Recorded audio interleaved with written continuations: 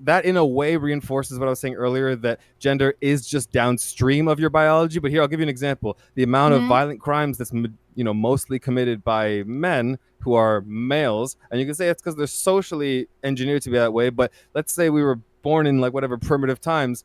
How did society end up leaning on one of those sides? It was because of our biological proclivities. We can use an example like a purse. So you're doing carrying a purse. We can say carrying a purse is a feminine thing. Carrying a purse is a feminine characteristic, and it is not biological. You don't have a purse. I'm not asking you about feminine, Tom, because you keep conflating femininity and masculinity and gender. And like, it's fine that you think it's the same. I heard that. It's fine. That was smart.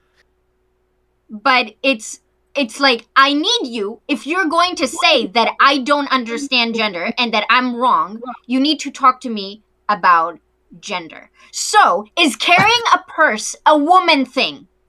Yes. No. Okay. No. It is more likely of women. Yes, it is more likely of women. No, it doesn't mean that cultural norm of women. Yes, it does not mean that it is necessarily only women are going to do this. Is why I keep going back to say it is not essential. Men do Isn't it more masculine for me to ignore 300 years? Yes, isn't it more masculine for me to ignore 300 years of masculinity to rock a purse? Yes, enforce your will upon the world. You know what I mean? Yeah. Good job, Juve. Yes. Thank you guys for coming on. Y'all have a good night. I'm streaming. Literally, you have co-opted this conversation about men's emotions to talk about the essential nature of... Yeah, I actually came to yell at you. Why do you guys use the word essential? So I don't know why you were indulging. Drop the word. I don't know. If you came to argue with me, I don't understand what you were doing. Stop saying essential. Tom has a really weird thing where his reactionary tendencies are not always a check still, because he used to be like a right-wing conservative. So like sometimes he's just really exhausting. What is gender? Yeah. I'm sorry. But if you indulge it, whose fault is it? I thought Tom was like, I indulge it because he feels like a you indulge it. I indulge it because I'm on a public platform, and then Tom calls me certain things. No, you I don't have to. Okay, Azzy, it's fine that you don't care how people call me. I care when Tom says that I'm like not being logical or being bad faith or something like that. I do care about that. If he's saying that you aren't accepting reality because you don't find the utility in or the value in the use of certain terms and categorizations, whatever I'm saying it right, categorization. Yeah. Characteristics of men, then that's okay. After the third time of you trying to combat that, okay. But then the 5th, 6th, 7th, 8th, 9th, 10th time. No. It's completely fine. Me and Tom can agree to disagree on the utility of the concept gender. What I can't agree on is when he says that my position is because I'm logically inconsistent and wrong. That's it. Do you get that? Well, okay. Wait, you guys, David, stop. David, you're streaming live right now? It doesn't have to be biological. I can believe. Okay, I just want to make sure everyone is aware that they're live. Okay, good. Just want to make that sure. Tattoos, you piece of shit. I'm the only one in here. I don't think males are more. Yeah, but like okay, go ahead, Katie. Let's make sure. We don't then say. Thank you. Football doesn't exist anymore. I'm not going to call it football because I don't think it's biological. You saying like I finished. You say you're not okay, so like it's fine to agree to disagree. When we agree to disagree that I'm wrong, it's what I have an issue with. I can respect Tom's position, but he doesn't respect mine. You know?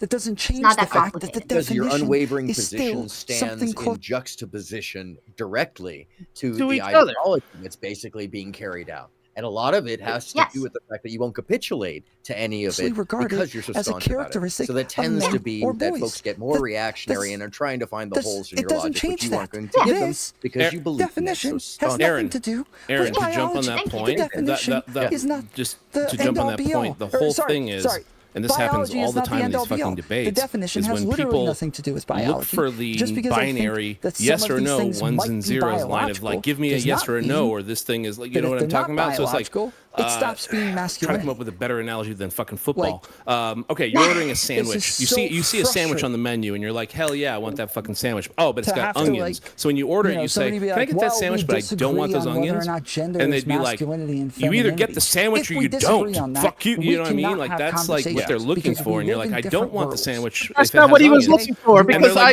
no, that's what he's looking for in everything. Like all the times across the board. If anytime there were several people on this panel. Anytime there was like any nuance or gray area, it was like it'd be so much more fun if we could actually argue about these fun little things in the gray area, the nuances of things. If you're just an adult at a party with other adults and you're just talking about shit in the bar, grabbing a beer, but instead of like that, we're doing this bullshit like ones and zeros. Give me a yes or give me a no, or you're a fucking groomer or a loser. That's the only one. I feel like that's not true. Like Jube hit like a bunch of nuance points. Everybody was talking about Jube, bro. I wasn't talking about Jube at all. What the fuck are you talking about? I'm meaning that to say. I'm meaning that to say like hang at that party that I'm like made up. Jube and I would be fucking hanging in the kitchen. Are you saying that only Tom was doing that with the good shit? We'd be like making shit with the good shit. Like he had so much nuance in some of his points. I was like, oh wait, I don't know where he's coming from. Like I was on my phone putting my girls to bed while I'm watching this thing at the beginning, and I was like, who's this guy with like the sleeveless shirt and the hat? Shout out to the dads. And at first I was like, I don't know what fatherhood. And I couldn't tell because I was like literally coming in and out of the conversation on my phone because I'm like, hey, finish your mac and cheese so we can brush your teeth and fucking go to bed, you know, like how you do with children. And like, but when I like heard him talk and then I came in, I was like, oh fuck, like I even said, dude, I said we agree 95% on this point. There's a few gray areas. I think do you remember me saying that? Like I literally said that exact line. We agree. Well, I initially thought that was you agreeing with Katie on 95% of stuff, but I'll take that. I said it to both of you. Like hers is like I just think actually, I think Katie in another moment as well. Sorry. I think Katie could be so much stronger. Katie, you could be so much like more powerful if you just like change like two things. And like Jube above me was like, so here's the thing, dude, right? like I agree with I feel like I could get Jube on that last 5% ideologically. Here's the thing, right? Because like real quick though, just to finish, Jube is crushing the position, the statement of position. You see that guy with that kind of vibe on the screen, and you're like, yeah, he looks easygoing. I could agree with him. Like he's 100% on his messaging, and I'm 5% like arguing. Yeah, he seems pretty easygoing. That's it. Yeah, I just like here's the thing. I have a lot of people come up to me and they're like, I just have two things. I think you'd be so much better with these two things. And no one has the same two things. Like even like a few months ago, I'd get a lot of you're condescending. And then I'd be like, in what way specifically? Because I'd want to know, right? And every single person's description of what they didn't like about my behavior was different. So like I'll hear out your two things, right? Like I think you're like not there to insult me. But at the end of the day, like if I had a nickel for every person who came to me and be like, I just have like a quick couple notes, and it's never the same notes, right? So I'm trying to find some common base, but it's just more like some people don't like my personality, some people don't like my take, some people don't like my laugh, some people don't like my voice. You know, it's really hard to get like an aggregate of like something 100%. Substantial that I Which can is why you talk Katie, to other content creators. Katie. I'm gonna dip into our DMs. I sent you one DM on December 26th, the day after Christmas 2021. You were on Prime Kai's debate, and I said, really loved your takes and input on the panel! ! Haven't seen you on before, but more 3 exclamation points. And you said, I appreciate it, thank you. That was our only interaction. Yeah, I remember that. It was literally just like, ooh, I like this person who's coming on because Prime was having some fucking morons on, and I was like, ooh, she's fiery and all this stuff, and you weren't streaming much at that time though, because I remember I went to check you out and you weren't active. Yeah. No, we're trying to do too much. My 3070 crashed, my 4090 crashed, but we fixed it. We have a super computer. Yeah. Look at that. Yeah. Oh, okay. I'll tell you what I've shown like 10% of what we have going on. Like this is just basic ass shit. It's only 10% of my power. I'm on a This is only 10. He's going 9,000. Like, yeah. It really was a bother, by the way, about the fact that and to me, we didn't move so much of a conversational dial because so much of the time was spent on a definition. And I think that those things are detrimental to any discourse. That happens so much on these.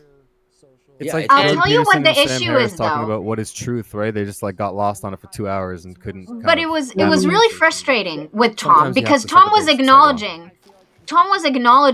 that like language matters in what context is being used and what company you're in, and then he was the only one for 2 hours who demanded that everyone conformed to what he thought was like the normative stance on like a piece of language, when like the entire panel was communicating 100%. Differently. It was in fucking sufferable. And then like and because of that, and like it's very frustrating, and this is why I got so upset with Tom towards the end, because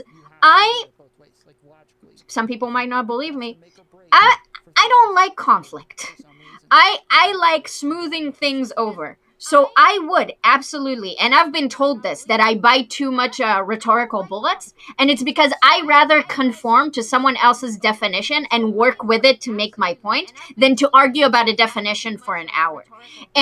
But because Tom wasn't willing to reciprocate that respect, I just kind of got deadlocked with him, because like I'm like, I can communicate with the language that you want me to communicate, but you're not respecting the language that I'm communicating with, even though you understand what I'm communicating. So it was very frustrating. It's very frustrating when I feel like I try to build a bridge by being like, hey, I don't agree with your definition, but I can work with your definition to reach understanding, and people don't do the same. I'm going to tell you exactly why. And I'm not certain because I'm not in his brain, but I'm like 90% certain, and you can go watch any debate he has. It's because he's going to hear what you say, and then he's going to be like, yeah, we agree, and then he's going to give his definition and start moving on again. Who's the guy with the radio voice talking? Your voice is fucking amazing. Oh my god. Oh, thank you. Yeah. No, yeah, like every time I see him like disagree with guy something. On the panel. Really? I swear. You piece of shit. I love your voice. Oh, you garbage bird. I feel like I missed the line. What a great voice. Yeah, but it's very easy to deal with Tom. You just placate to him and you assert when you can. So what Katie's talking about, here's the problem with like talking politics online. Here's the problem. I know Ozzy's takes on things, and I went over the top with my just like trashing on him because the conversation was getting boring, and I was just like, fuck it, I'm just gonna go over the top with it. If Ozzy lived in my building or neighborhood and I saw him, if we saw each other at the bar and I didn't know his politics, we would probably sit down at the bar sometime and have a wonderful conversation. We'd just be like normal, like, hey, what's up, man? Hey, what's up? And the fact, but like if like we went to the bar now, he'd be like, just me saying that, he'd be like, I don't want to fucking have a beer with you. You know what I mean? Like, so like we've already got that kind of thing going on. But like literally just like, if I saw him in person without knowing his politics, like he's not saying anything horrible out front in like a normal social like thing. But like, you know, but I've seen his trash views for 2 years and he's No, I'm just kidding. I'm just kidding, Ozzy. All right. I mean, Ozzy, I'm not even kidding. I have like 3 fucking like short shitty videos on my YouTube channel, and the first one is literally there's a cameo by you. I was watching a Prime Kai thing. I was making this little 2-minute bit, and then I like unmuted the panel, and I was like, let's see what the panel's up with. And literally, you just came in and you said something like, honestly, I feel like America is going to destroy itself in the next 100 years. The next 100 years. Yeah. And I hold to that statement because we are so divisive. The culture is so weak. It's easily manipulated, and the politics can't sustain the culture. That's what I meant. I owned a computer for like 2 weeks, and I was so mad that I didn't just say something for my stupid little video. I should have been like, well, I can't wait to see how that pans out. But I just like hit stop on the fucking recording, and I was like, God damn it, what a great line, and I just left it hanging. Fuck. Yeah, man. I don't know why. I have that line. I have that line on my channel. Every time I see you, I have that line. I have that line on my channel. Every time I see you, I don't know why you come in my late 20s, man. All right. Can I tell you something that's 30? I'll shave my thing about the world is everybody in their early 20s to late 20s and often in their teens thinks the world is going to end because it seems like it, and that's just a thing. It's just a thing. You're going to get out of your libertarianism phase soon. Yeah. Hold on, I said the next 100 years. So like, and I said that like I was 26. I think you said 20. I apologize. Ozzy, I have no idea what you guys were talking about on the panel because I wasn't paying You attention. agree with me, right? So it wasn't that next. Dude, I just put Prime's debate on. I just put Prime's debate on, and I just unpaused it, unmuted it, just for like the last, like, let's see what this debate's about. And you dropped that line. It was perfect. Hey, I'll tell you my first encounter with terrible way to Ozzy. jump into a conversation. I'll tell you my first encounter with Ozzy. I say it and they don't take me seriously. It's like I'm Richard Pryor. You know what I mean? I say it and he's like, yo, listen to this guy, bro. You're laughing at me. It's like that Black Dynamite episode where he's in jail and they're just laughing at him. And he's like, stop laughing at me. me and Ozzy's first time was when I was on Prime Kai doing a big panel for like a lot of hours about pedophilia. And I was just coming off like 4 hours of arguing with people to try to explain to them that not all pedophiles are child molesters and that those two things are not equal to one another. And then Ozzy comes on. And then, like, I just convinced the entire fucking panel to stop using those things interchangeably. And then Ozzy's like, but all and then he just uses it interchangeably. And I was just like, no, don't do that. I just spent 4 hours on these people. Are you fucking kidding me? And I just started yelling at him. And you crushed him with the Catholic evidence against pedophilia, right? You crushed him. Yeah. Hey, by the way, no. She was trying to humanize pedophilia, and I said, okay, so let the pedophiles teach. And she was like, really quick though, really quick on that.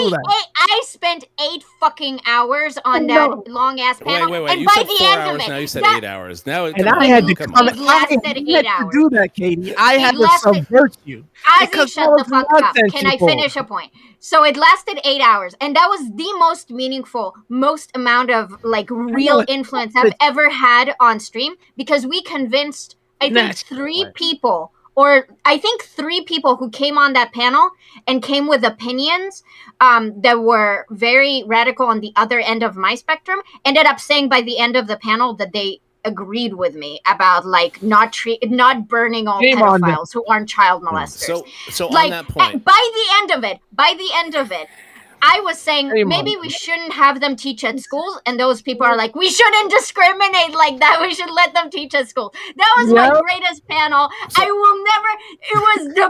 I did so good on that. How you did it? I don't know how you did that. I don't know. It's like when Stockton Left came in. I don't care.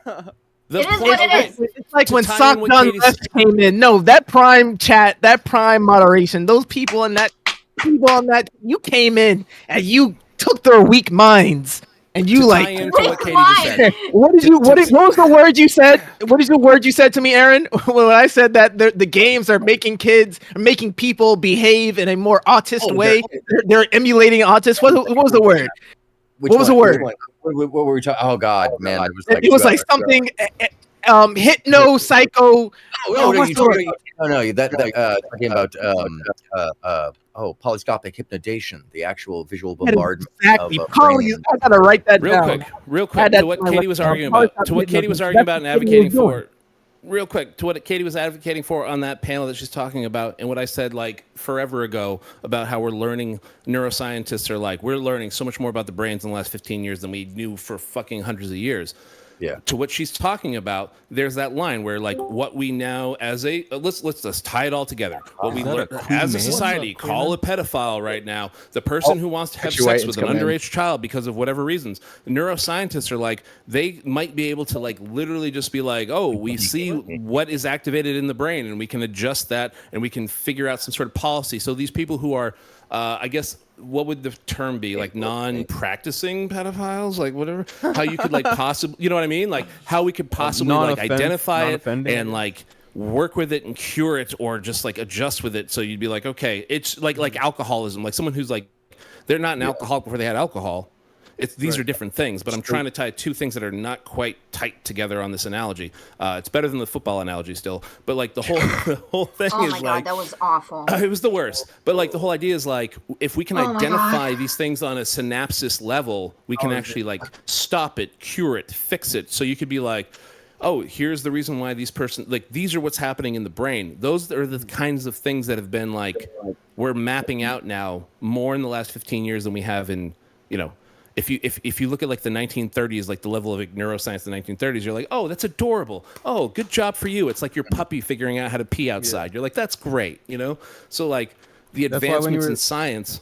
Go ahead. Sorry. Oh, sorry. I was gonna say that's why when you brought that up earlier, I pulled up a controller of the original NES and my Nintendo Switch because it's like the way the technology exponentially fucking grows from 8-bit Mario, 2 buttons to wherever the fuck we are now. Obviously, science is exponentially growing that way, and it would be fantastic if we could figure out, because it seems to be like some psychological developmental issue that like something went wrong along the way and you didn't like age past the points like mentally, where as your body aged past it, you're still sexually aimed the wrong way, or there's something fucked about power or whatever. I don't understand them enough to know, but whatever that thing is, if you can find it, how it happens, identify it, and use like CBT or whatever level of Neuralink or fucking brain surgery. Get the fuck in there and just like better like, hey guys, this is what's happening on the brain level, and like let's all just roll with it. And as a society, we go, it's just your brain, just like how it's functioning. Like great, that's as we go. Also, as a side note, real quick, I was trying to teach. I have 5 and 7-year-old girls. Jube, I have 5 and 7-year-old girls, and I was trying to teach them. I gave her like my mini Nintendo,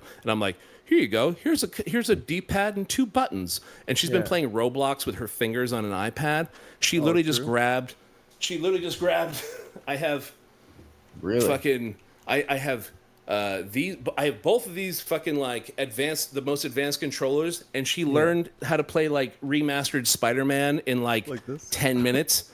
But I gave her like Super Mario, and she's like falling in the first pit over and over again. And I'm just like, my girl's a special girl. She's a little slow. And then she's like, Daddy, look, I just learned how to play Spider-Man on my PC. And she's like fucking crushing and like no hit, like beat the game kind of shit. And I'm like, what is happening right now? Like OG Mario is way harder than these new games. I'm not gonna lie to you, dude. OG Mario, you're like parenting issue. Okay, you explain putting her through the paces once you hit age 4. You pick up the sticks, baby. Let's go. Okay, dude, I'm like, here's a Nintendo. This is what I played as a child. And she's like playing it, and she goes, this game is like as a 5-year-old, she's like, this game is dumb. And then she's like playing Roblox with her fingers, and I'm like, here, let me buy you a controller so you can play it on the screen. And she goes, Daddy, this thing is stupid. And then she's like, oh, Spider-Man? Wow. That looks like a cool game. And then she picks up a fucking like the most advanced controller on the fucking planet right now. And then she goes, oh, this game is easy. And she fucking crushed, like, she went through like half the game without dying on like a hard difficulty level. She's never playing a fucking PC By the way, game. that is one of the big adaptations of the children's brains now, is that we're seeing 2 generations of computer usage is adjusting, and the game usage, the 3D modeling inside of the brain and the adjustment for those parameters. So by the time VR is about 50 years old, people won't even know the difference. She asked for a VR headset for her birthday in May because all the kids in her class have VR headsets, and I'm looking it up. I'm like, isn't that for like more like advanced? Like, and it's like 12 and up is VR headsets and shit. And apparently every 7-year-old's like doing VR headsets. So I bought her a MetaQuest 2, and she's already beaten Half-Life Alyx. Whoa! What? I'm watching her reload the fucking gun, and I'm like, oh, my daughter is fucking awesome. Fuck yeah. Wait, did you make her play the other 2 games first? You got to make her play the other 2 games. No. She started with Alice. That's the prequel. I'll get her on the Half-Life later, but she's playing them in order apparently. Raise her right, okay? You can't. Don't fail us. Right. Yeah, she's doing. I don't know if you've played Alex, dude, but like to reload the gun, you have to push the button to drop the clip in the pistol, reach behind your back to grab the one out of your backpack, put it to the hand like this. And then you have to fucking pull it back on the top to like reload it, and she's just doing it faster. That she's like clip, boom, boom, boom, pow, pow, pow, pow, pow, pow, and I'm like watching on my screen. And I'm just like, oh my god, I love you. Like you're gonna destroy every boy in the fucking. No offense. This is boring the shit out of me. Can I talk to Azzy about what I wanted to talk to him about? Do you guys mind? Your fault. Before you explain how I'm misogynistic, I am not letting this go. I'm legit never letting this go. I just want the explanation. No. I was thinking you and I could do like a one-on-one like discussion on that, because like on my show, we need to it's get starting into next week. Let's go. We're kindred spirits. He took the words right out. No, Sass! Fuck, I lost Sass. We're starting the Twitch stream next week during the day, 11 a.m. Pacific Standard Time. Give me the time. Give me the time. I'll even show you the screen where you guys can argue. Here you go. You guys can argue on this screen. And guess what, Katie? You know what's gonna happen? You know what's gonna happen as long as you don't argue on that screen. If you disrespect me the way Tom disrespected you, you know what I'm gonna do? I'm just gonna say, agree to disagree, and we're gonna move on. All right, like Katie. I'm gonna tell you.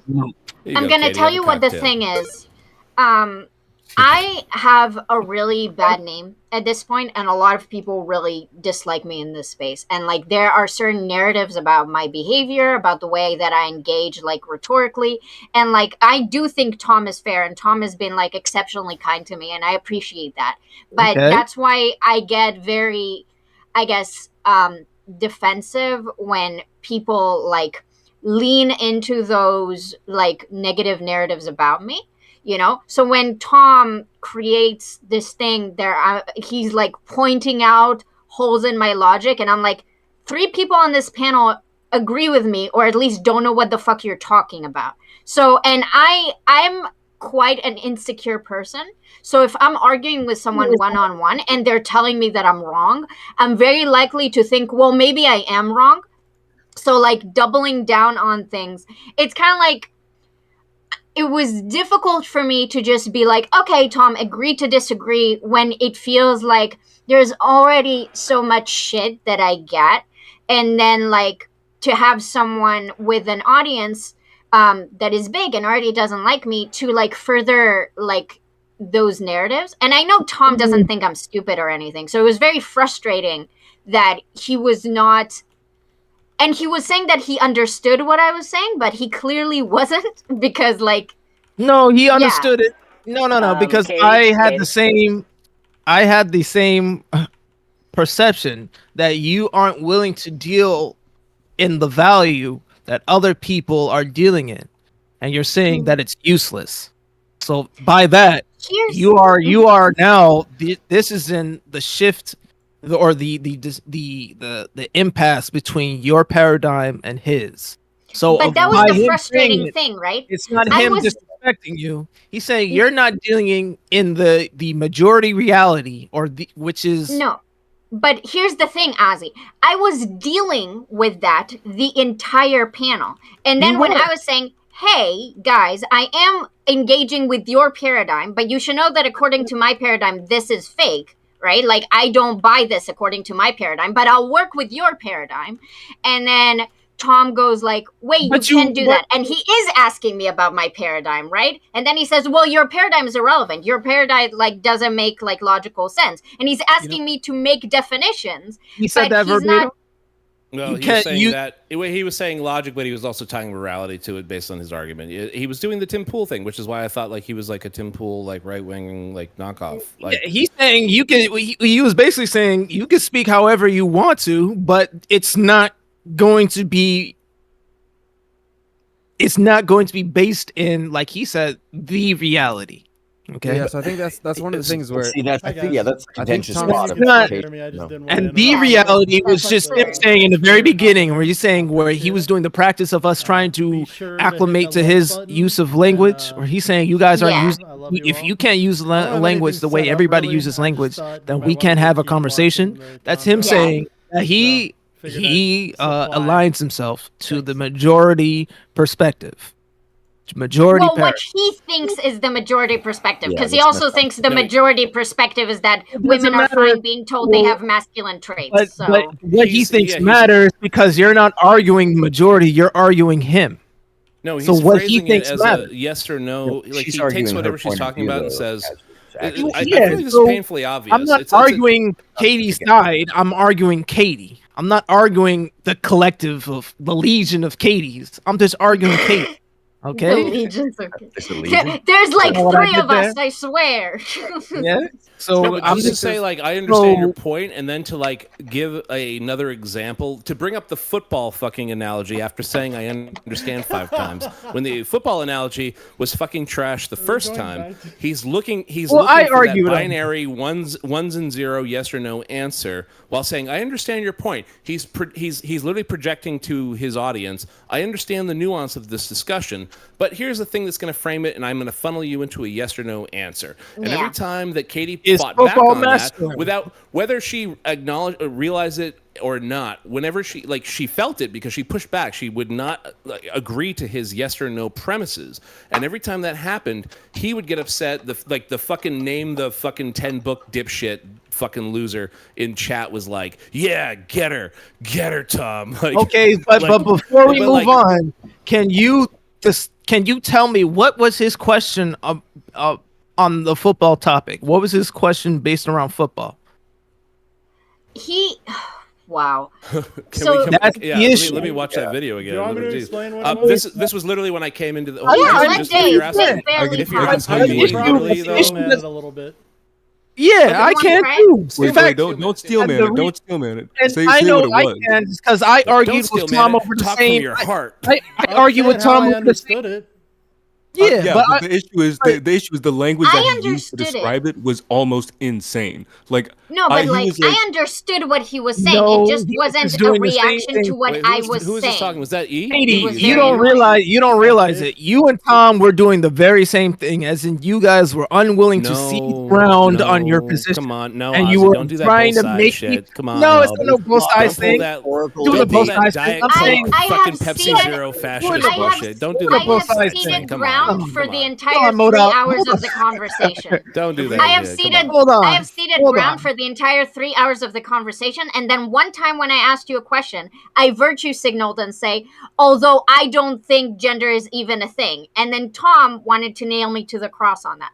I have ceded ground the entire fucking with his time. binary framing. And when I say binary, I'm not talking like I wasn't talking sexual when I say binary. I'm saying ones and zeros. Yeah, if I can quickly throw a point onto that, I think, and I've seen him do this with other conversations, or when he was reacting to, was it on Tim Pool, or it was something super recent where it was like, no, we don't even get to talk about that part of the conversation if we haven't established this first kind of fundamental thing. Like, you can't get to that next part. I'm forgetting what it was. It was someone, I think, trying to just, no, it was the leaks with Carissa and shit. It was like, wait, no, we can't get to thank you. It was we can't get to like why you're we can't justify it without saying why the fuck, whatever. I'm misquoting it, but you get what I'm saying. It was basically like you can't get to C without passing through A and B first. And I think what his issue was, if fundamentally there's enough of a disagreement, I guess with gender was the term in that ending part there. I think right, but his fell. He's like, but Jude, like talking. Hey, but what was his question? Redolin, let me. Tom is trying to say. Oh my god! I jumped in before you jumped in. I'm giving a quick point. I'm from But New you England. do it all the time. Oh my god! See some ground. God damn you! This is the Legion. To what Jude said. To what Jude said. Real quick. No! Shut the fuck up!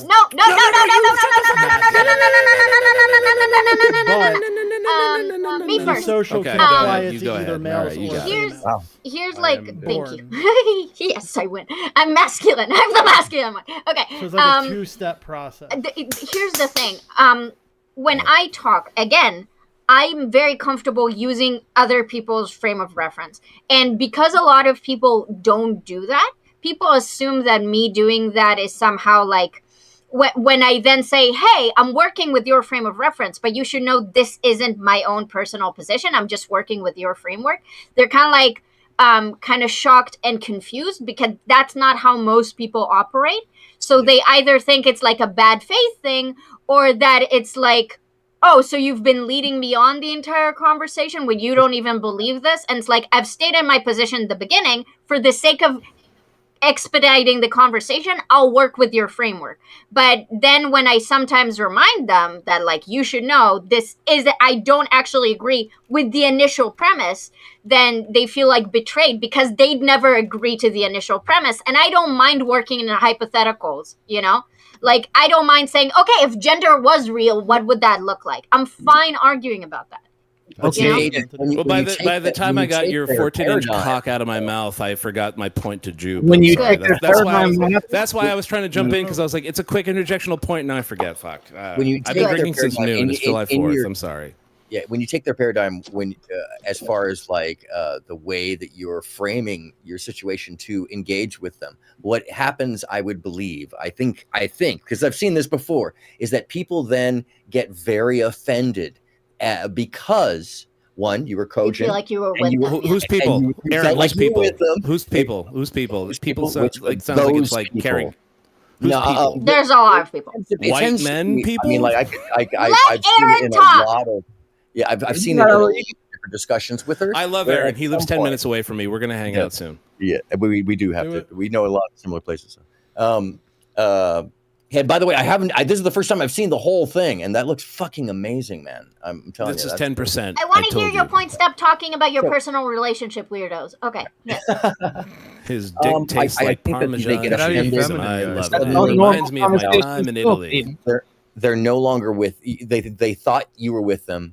Yeah. You connected with them, engaged with them in a way that they may not be used to. They're used to being in a contradiction, which, by the way, I think a lot of this stuff is contrarianism, just for the sake of the valor signal of contrarianism instead of a cogent argument. And it drives me fucking nuts because of and I was saying this over and over, evasive rhetoric or rhetoric evasion, which is something I got from Christopher Hitchens recently in watching all his debates. He caught some dude named Lennox in a very educated way, turned him around. Even though Lennox had made a great point, it sounded like it had nothing. It was non sequitur essentially, and it was an evasion via beautiful rhetoric, is what Christopher Hitchens said. And I think that's common to what you're experiencing and not what we experienced this evening, which is listening to somebody roll on about the definition of something that doesn't move the topic forward. And I would say that one of the most helpful things we could all start doing is saying, yo, that's evasive rhetoric. Can we move this forward? Or are we just going to keep talking about the same thing? We tried. I know you tried. As he tried. Katie, do you watch Star Trek at all? Do you know Star Trek references at all? No, I don't. Shit. Basically, I was going to say, like, if we lived on Vulcan, you would be eviscerating and crushing people. But we live in a country that, like, in a Twitch thing that is literally just like Alabama's like ideology, like on fucking YouTube. We have to argue with morons all the time. But like, if we just lived on a planet that was like, logic and base and science, and we back this shit up, you'd be crushing shit. That's all I'm saying. I mean, I don't even necessarily think that Tom is like dumb or anything. I didn't think he just didn't understand. No, he's not. Was having some type of issue with like a. Tom can like the type of engagement. find. Tom can think something is very important. It was just like, again, the frustrating thing was the first 2 hours when it's like the entire panel is using one context. You're the one who should conform to the context that we're all using, because that's literally, you just said that's how language works, and then you expect everyone else to conform, which didn't make a lot of sense. And I think the other part is just that, again, like, so what you said, Aaron, is like, we can all have, like, explain our own definitions. Are you leaving, Dave? No, I was waving the people asking in chat. Sorry. Oh, okay. Are you Dave in chat? Are you Dave? I'm Dave in chat. Oh, hi. Oh, hi, Dave. Hi, I'm Dave. Hi, I'm Dave. So like, Hi, Dave. So. Yep.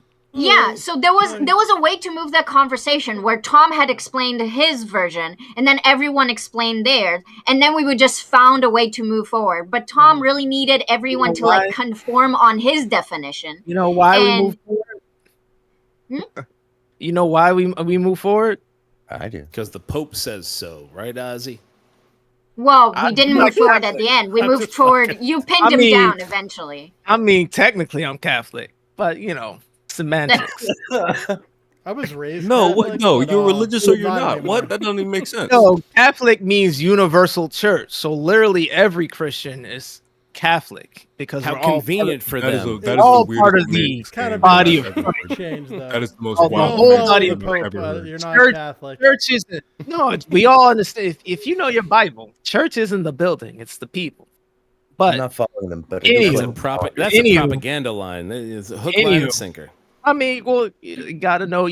This is some information that I gotta teach y'all. I gotta share with y'all one day. Not today though.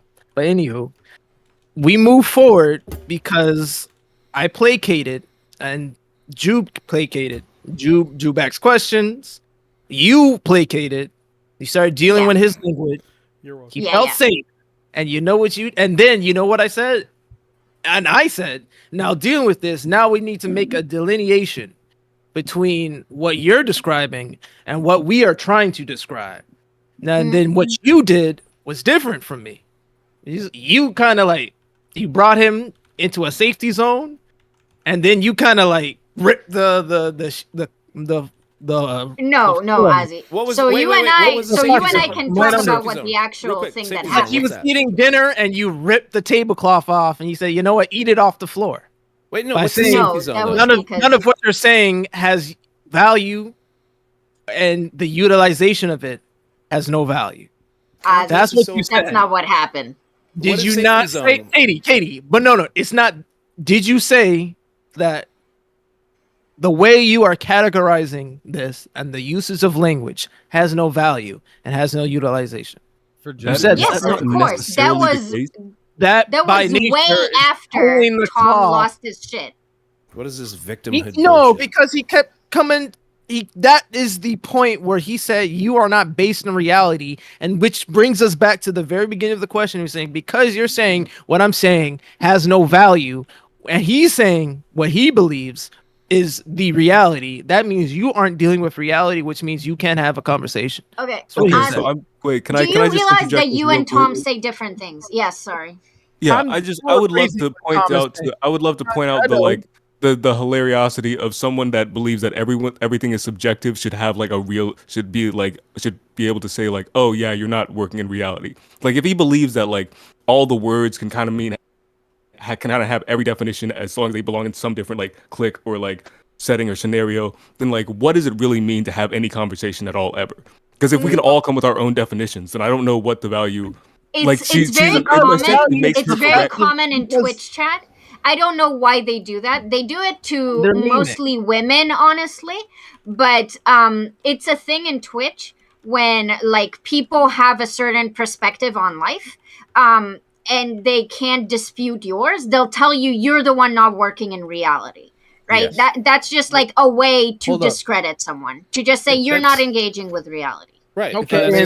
That's to ignore context. It's literally to ignore context. It's literally just to like make shit up, attack institutions of like societal agreements. Like I feel like if everyone like read like Ludwig Wittgenstein, we'd all be like, oh, let's all move on past this. But every debate turns into like what he talked about in the fucking 20s, 30s, 40s, like what you guys went to like three or four times before I even got on, like talking about like the agreement of terms and fucking definitions on shit, and I was like, oh my god, this was philosophized and agreed upon like 100 years ago, and now we're still like every Twitch debate or YouTube debate turns into, well, the word this means this, and it's just like, dude, if we all read Wittgenstein and fucking Karl Popper, we could all just move on and have better conversations. I don't think that's the issue. I think in any conversation, two people can agree on a shared definition. It's not very complicated. That's naive. I'm gonna. I disagree. No. Anybody? Have you weren't agreeing to a definition. What, Dave? Anybody you weren't to pull Saxon in? Katie, that's very naive. It's up to you guys. Could pull it, but I'm trying to deal with Katie. Katie. Okay. Katie, you weren't agreeing to a definition. You were saying, I see your definition, but your definition has no value. Azzy, as I said a million times, that was after I started arguing with you. You and Tom are making different points. Tom's arguments, Tom's, Azzy, please let me finish a sentence. Oh my God, I beg of you. Tom's argumentations of what feminine and masculine is not yours. What I argue with Tom is not what I argue with you. And when I was arguing with you to try to get more concrete definitions and explanations out of you, Tom got triggered because Tom has issues. But that's like, like a separate thing. You and Tom do not have the same conceptualization of masculinity and femininity. What are our definitions? Real quick. You don't have definition. Don't go down that rabbit hole. That was what Katie, we were don't go. Oh my God, this is so. You don't have definition. No, Azzy, we saw you running that circle for like an hour, bro. You don't have definition. That's okay. That's all right. But let Katie. To understand. Please let Katie finish. Don't interrupt. Katie. Mr. Ohm. Who are you? Let the plant speak. Let that plant speak. Whose man's this is? I literally just asked Katie after she finished. Literally. Sir, your smile belies your fucking lie. Whose medicine is this? I smile so I don't have a connection. I don't have like a stroke. You're a liar. I smile to keep my blood pressure. Constant liar. It's a very helpful tool that they give you in therapy. Smile They tell you in therapy, smile and laugh. Oh my gosh. Make you feel better. Katie, that's like Katie smiles half the time, Katie, so she doesn't lose her mind. Fucking equivalency. Yeah, find every single way to not listen.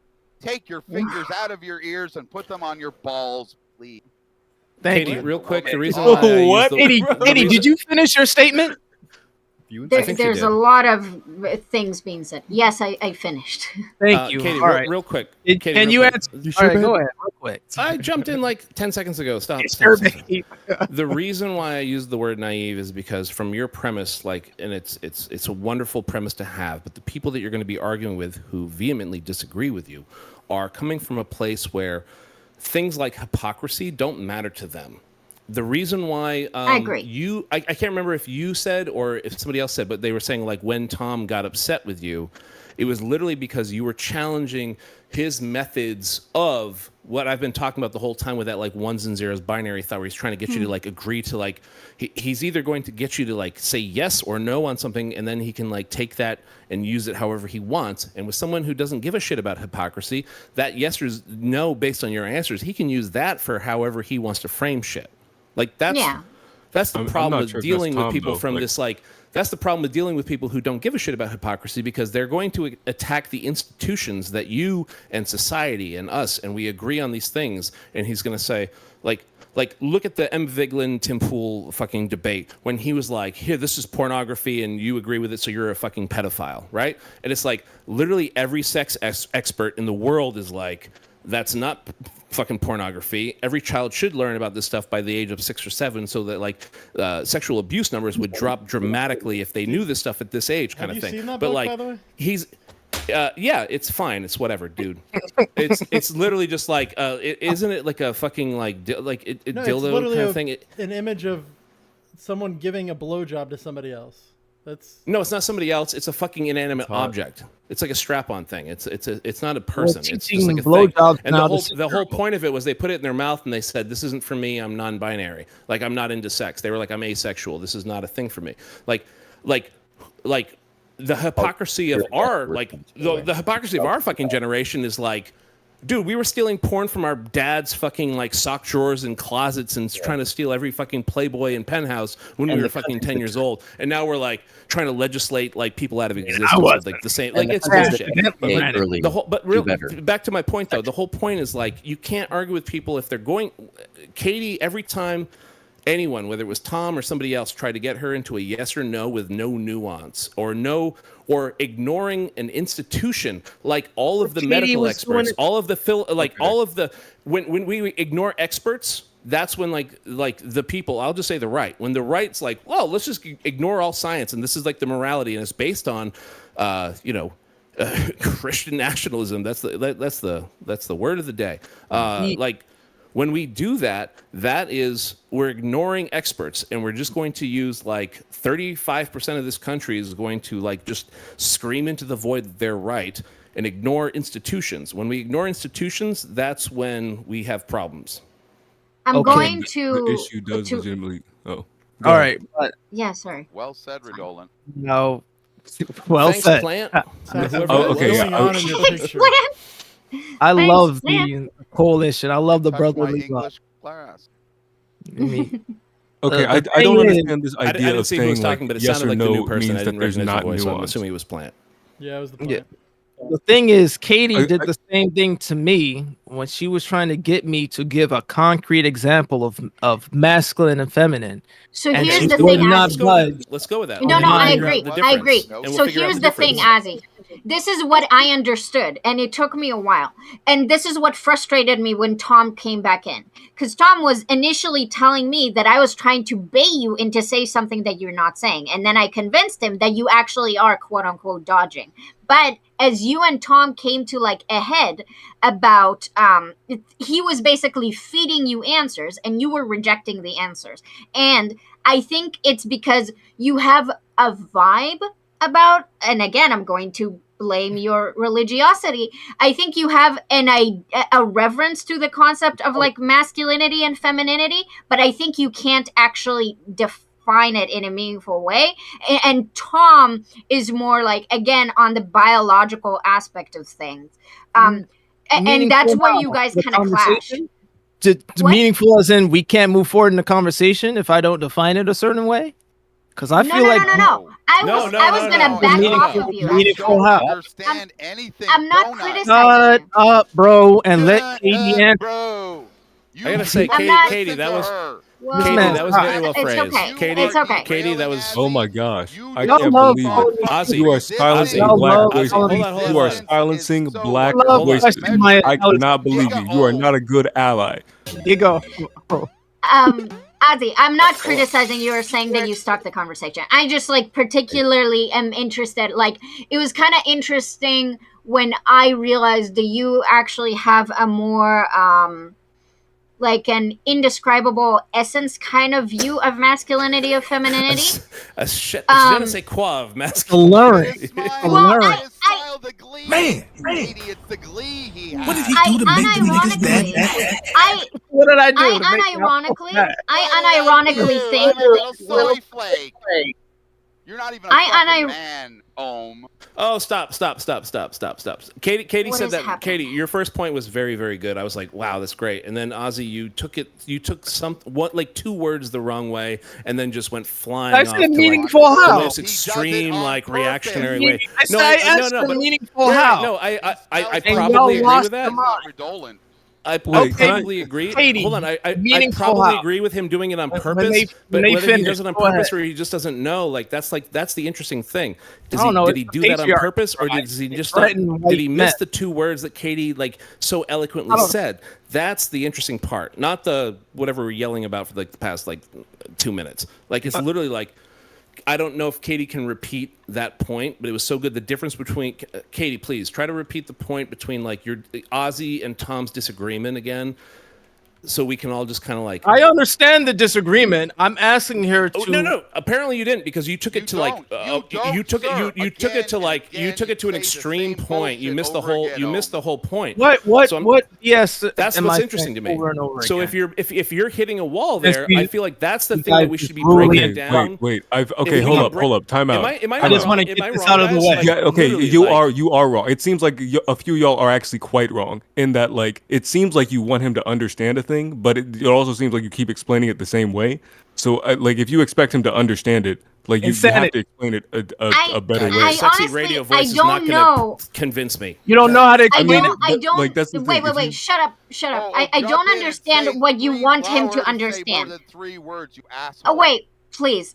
I don't understand what you guys want him to understand. Katie, hold on, plant, please, plant, stop. Plant, stop. Maybe it's just plant. Stop. Katie.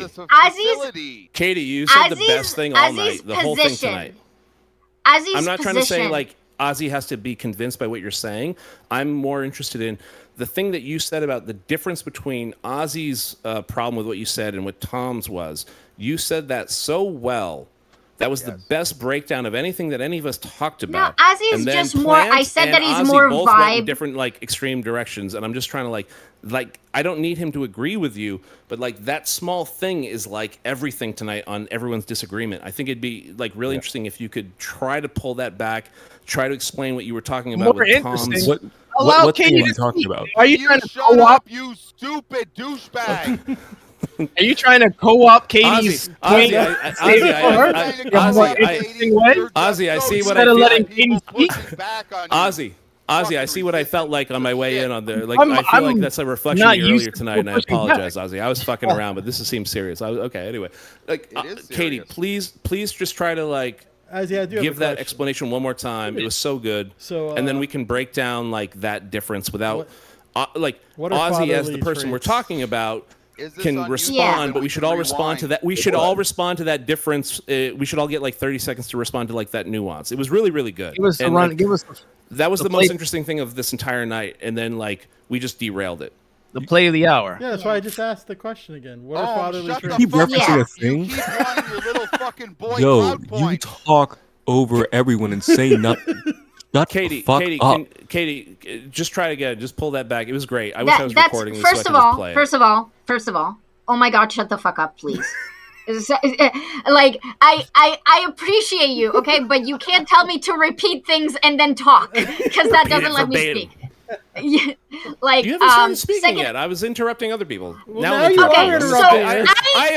I realized the hypocrisy of what I just said. I'm sorry. Still talking. Wait for people to finish before I fucking talk. You speak. Oh my God. Thank you, Katie. If you want to do this later. There you go, Ozzy. This is fun. You're so fucking resistant. You're like a... Please, just shut the fuck up. I swear to God, you all are insufferable. This is awful. Oh my God, this is like brain aneurysm type shit. Oh shit. Okay, I'm just gonna start yelling over all of you. Like, I'm just gonna show my masculinity. This is insane. What I was saying, and Dave brought it up, it's basically just, it feels like Azzy is more like a vibe, kind of like an essence of what masculinity, femininity is, and Tom is more on like a biological angle. And the reason I feel like that is because when we asked Azzy, and Azzy didn't surrender, Azzy didn't go, no, it's about protecting. Azzy said something interesting that Tom ended up saying too, and Tom was contradicting himself, Azzy, and you weren't. And it was like this thing of like, that anything that a man does is like, there are no traits that are masculine or feminine, but there are things that if you perform them and you're a man, you're doing it masculinely. So you can be nurturing in a masculine way if you're a father. That's the idea. But then you say stuff like, there are traits to gender that are never changing. And that's where it doesn't make sense with your previous statement. And again, I think I came to it before. I think it's more about modeling for you, which is why I take the Christian angle, because like it sounds like a very like conservative talking point, but I don't know why it's like that. It's just confusing when on the other hand you say a mother could fulfill what a father can if she does the stereotypical like masculine roles. On the other hand, like a father is irreplaceable. Like I don't know. I got confused there. You said it the way I said it. If we know that women can uphold patriarchy by fulfilling certain roles in the way that either protect men or they act in the way that men have performed in the past. All right. In the immediate past, not the distant past, right? Okay, I'm psychic, and I'm going to prove what the next disagreement is going to be. He used the word patriarchy, and y'all are about to disagree whether patriarchy is shit ran by men or whether it's about a specific style of leadership. No. I was actually going to take a look at the aspect of the assumption of masculinity in itself. We seem to have this conversation where we assume, and this is the problem, you can talk about the definition. We know what the definition is, but we don't know what the cultural viewpoint of it is at any given time from any given space other than the one that we're colloquially associated with. And much of that is derivative it comes from what religion you are, what neighborhood you're in, whether or not you're in a poor or rich neighborhood. It's so gray area that when we start talking about these things, we oftentimes I hear so much presumption and supposition to the entirety of the process than to give it its grace for each of our individual experiences. And I make this as an example of like, I've known dudes who never left their fucking 6-block radius.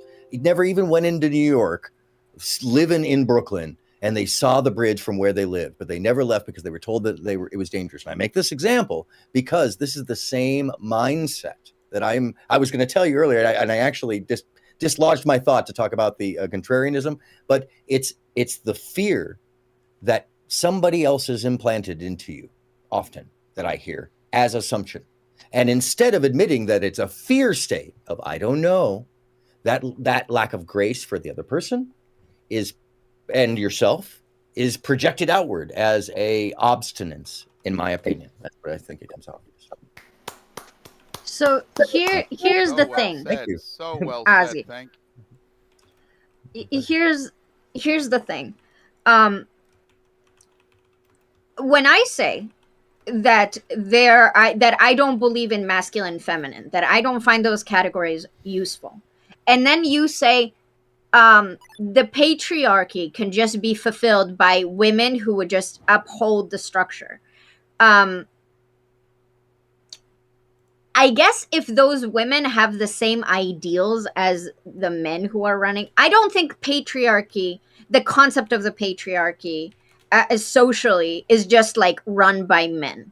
That's not what the patriarchy is. So I agree with you there. But if we're talking about patriarchal societies or matriarchal societies, yes, it's just about the sex of the animal, right? Like elephants are matriarchal creatures, like hyenas are matriarchal creatures. It doesn't mean that, like, yes, if males ran those herds or whatever, or those clans, what is it for hyenas, then yes, it would be like a patriarchal structure.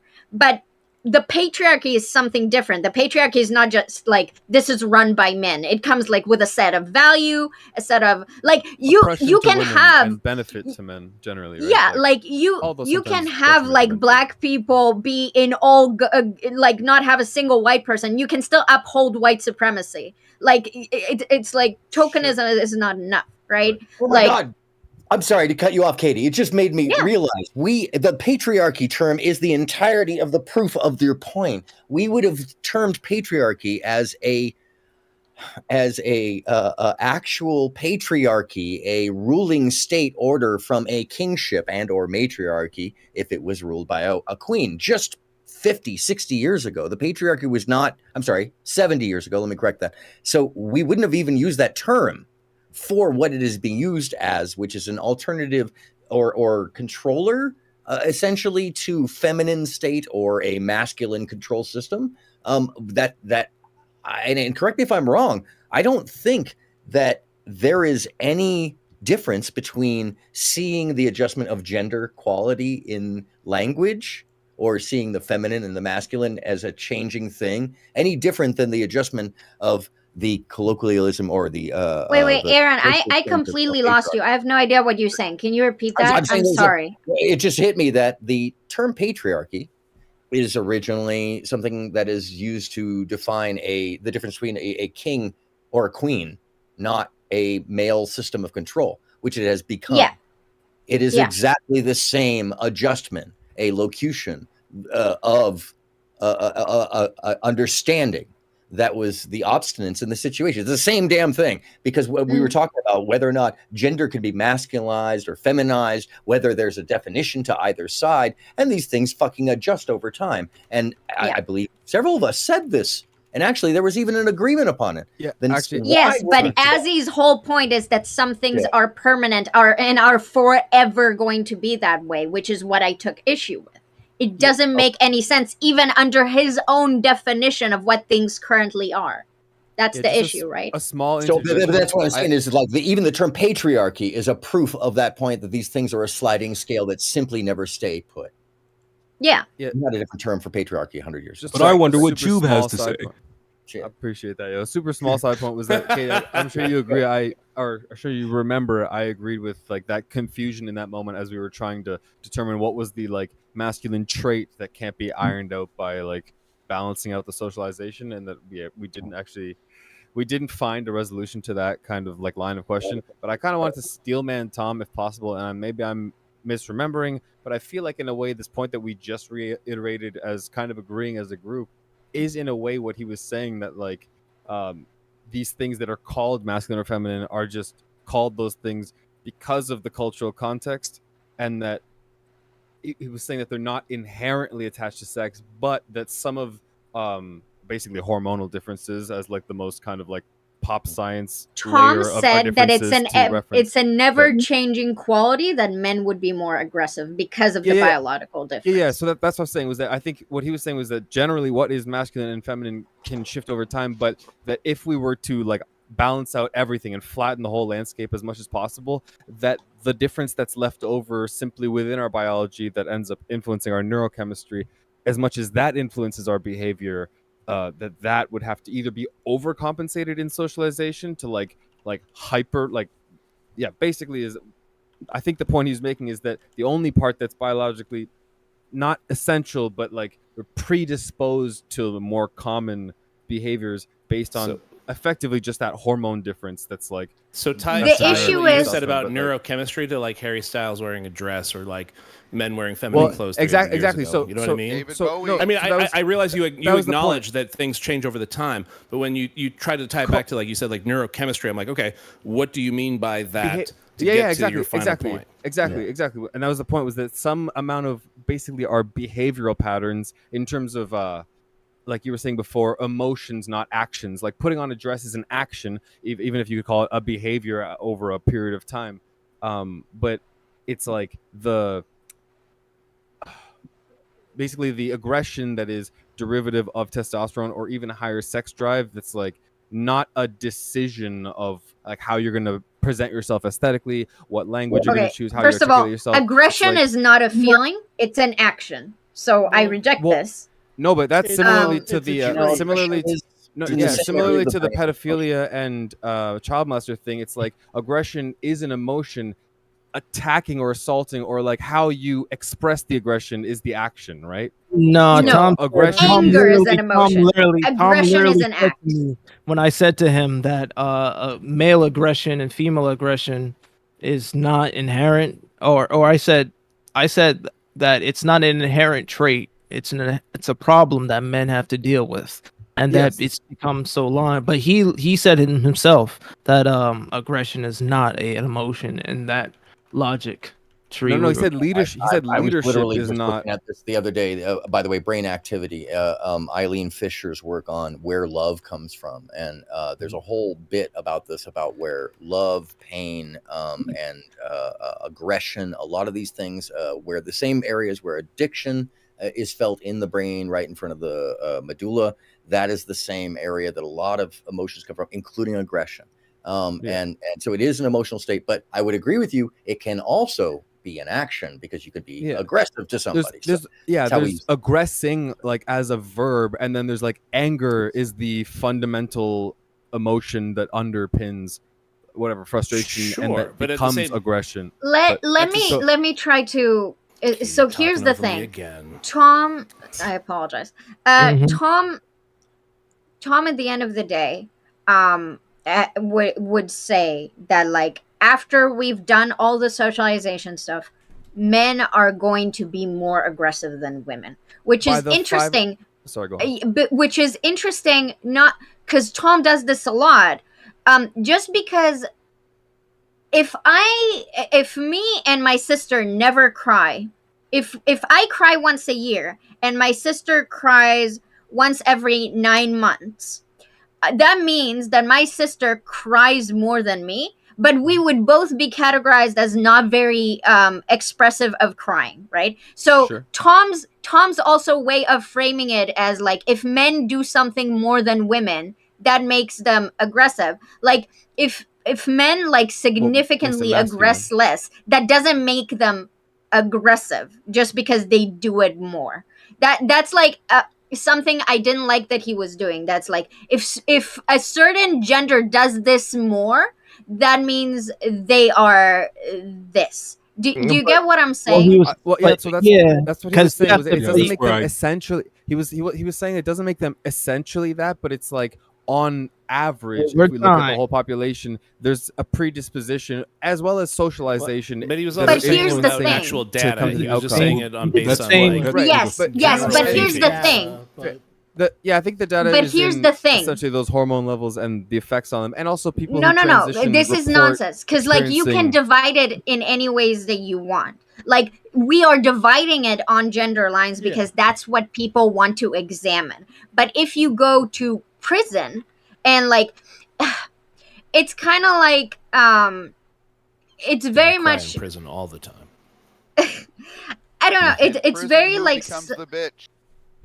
It's very like selection bias in a sense, you know, like most of the research that we have on aggression and psychopathy and murder is like from research on prisoners. So we don't actually have the data of like the general population. But like we're already picking from like violent people. But that's the thing is, sorry, I have to just throw in there that like the reason I think that is maybe like a viable sample is that the majority of people in prison for acts of aggression are men, and it's like out of whatever amount of us, it's like most people are in the middle, chilling, going to work, just but trying to be think human. about it. And the like Think about worst this. violent offenders just like all seem to like 90%. But think about it. Think about. Psychopathy is overrepresented compared to the regular population by 30%. Right. So it's Yes, not but mapping onto like average. That's not the problem. Yeah, Here's the thing. Here's the thing, Ju. When we want to say that men are more aggressive, what we mean to say is society penalizes men for expressing aggression more, and it shows in the way that we treat men, and it appears now in the data that we collect in a way that is biased. Because women display aggression in many ways, but they don't display it in a way that is masculine. So we ignore it. Many women many women hit their partners, and we do not catalog it as aggression. We do not arrest those women. They do not sit in prison for domestic abuse, and they absolutely do. So I'm not saying that there's. So here's the thing: we don't know the actual data because we have an over infantilization of women and an inability to unbiasedly collect data. We collect data in a way that is patriarchal and capitalistic. This is something I wanted to say. I agree. Just gonna hit this button. Just very quickly. Just very quickly. Here's the thing that really frustrated me about Tom and the leadership. The way we understand. Thank you, child, for that. Sorry, Katie. The child had to be a child again. Look at he put his glasses on to be serious because he realized this is a serious topic. And then he fucking Dave, can you possibly remove him as well? Or is that is this a racism Katie continues, that I'm not aware of? Everything Katie's saying is fucking spitting facts. Like, I fucking love it. You can continue, like, Katie, go off. It's fucking great. Keep going. Yeah.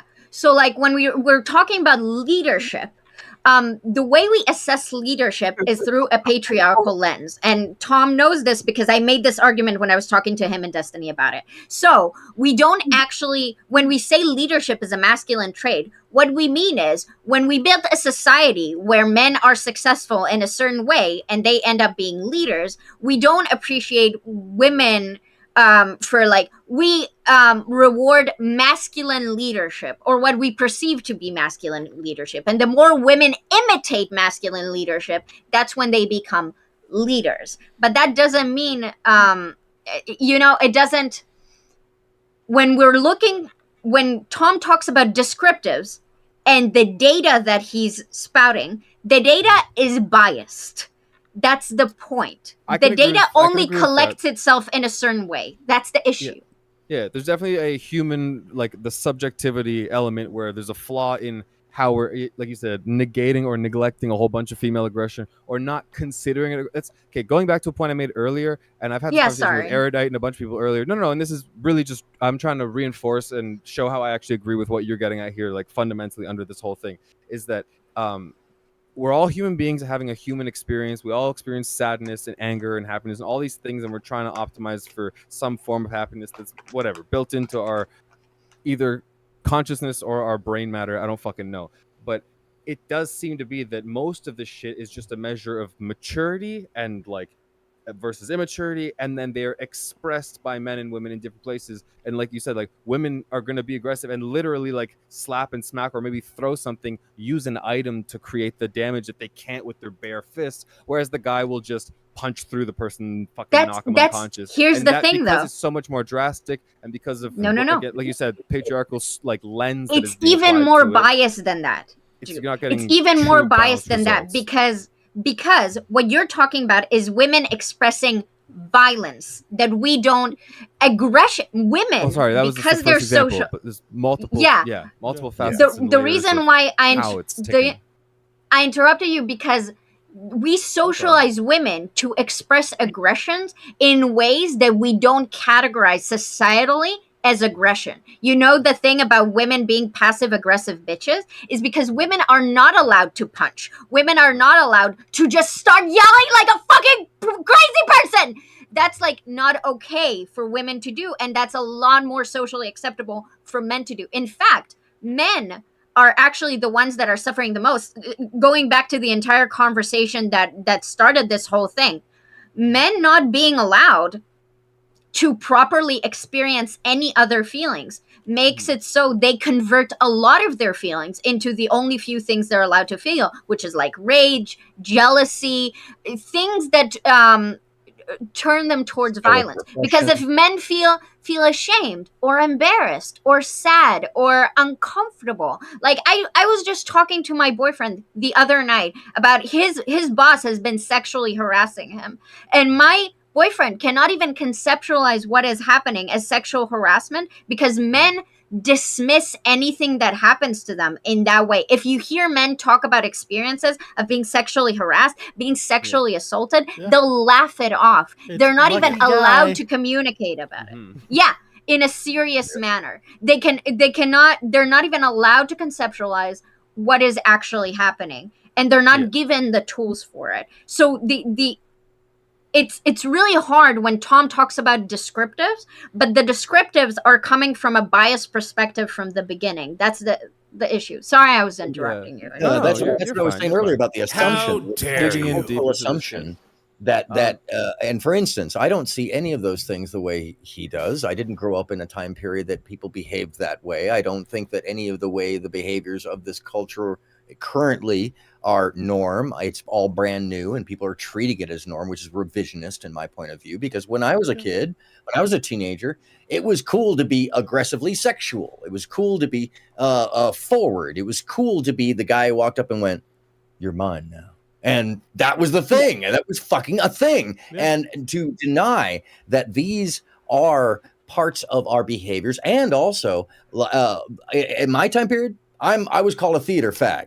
Okay, I wasn't gay, but I was called a theater kid. Yes, I love you. Yeah, that's right. So I had a lot of friends who were like all over the place. One of my friends didn't know he was gay. We all knew he was gay, but he didn't. And the reason I'm making this point is that we accepted him as him. We didn't assume him to be anything. We told him what we thought. When he denied it, we went, "Oh, okay." And then when he came out later, we were like, "Oh, see, we knew." But it wasn't a thing.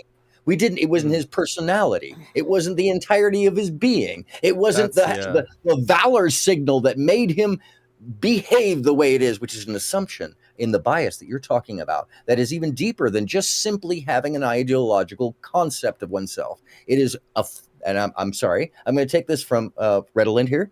It is a fascist way of thinking.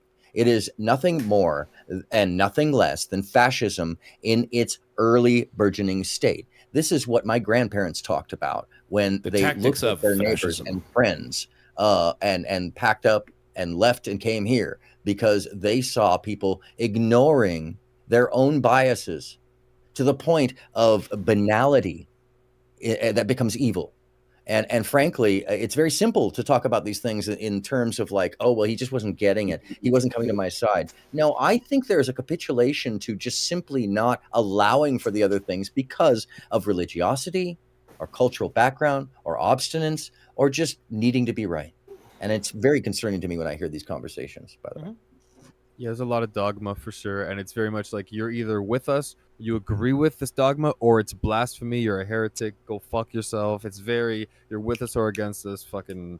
It's and the thing you mentioned a second ago where people weren't, you weren't defined by your sexual orientation. You weren't, it's like, I understand if, we're in a period of time, and I know people who especially live in places that aren't as progressive as where I am, or other places where they're very much still like fighting as if it's 20 fucking years ago, and just completely incapable of letting their parents know that they're gay or whatever the fuck it is. So I understand that there's places where it needs to be like pushed to the top of the list or forefront in a way that the statement is made and that the movement can take place.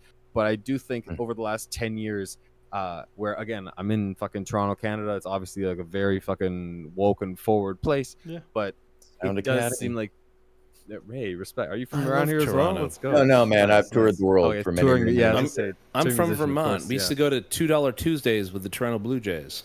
$2 tickets, $2 hot dogs, $2 beers, $2 everything. We drove. That was like 5 or 6 hour drive from Vermont, maybe 7 hours. We'd be like, "Fuck it, let's go." A couple more Canadians. How you doing, man? Real quick, just to interject real quick, since he brought up my name, since Aaron brought up my name on the fascism thing, one of the mission statements of the channel that we're going to be launching is literally when people roll their eyes and go, "Oh, define fascism." We're going to have like, here you go. Here are the set like. Here are a bunch of the things. Here are the authors who wrote about it. I'll give you 5 different definitions from 6 different authors who agree on things. Here are the tactics involved with fascism. It's something I study. Like I've studied Fascism for 101. 25 years. Like in depth. So like when people go, "Oh, fascism," like blah, blah, blah, like it's gonna be like boom, boom, boom, boom, boom, and like literally like I can hit them with visuals and sound effects and all these other things, and just be like, "Here's what we're talking about." So when I brought up the word fascism way long ago, and then Aaron just brought it up, and it's like the tactics of fascism, the whole goal of it, whittling away other people to like the core of the identity of that person, like however they find that way of doing it to their end goal. Like that's the kind of thing that I think like you were talking about, and like anyway, it's not even on purpose. I don't think.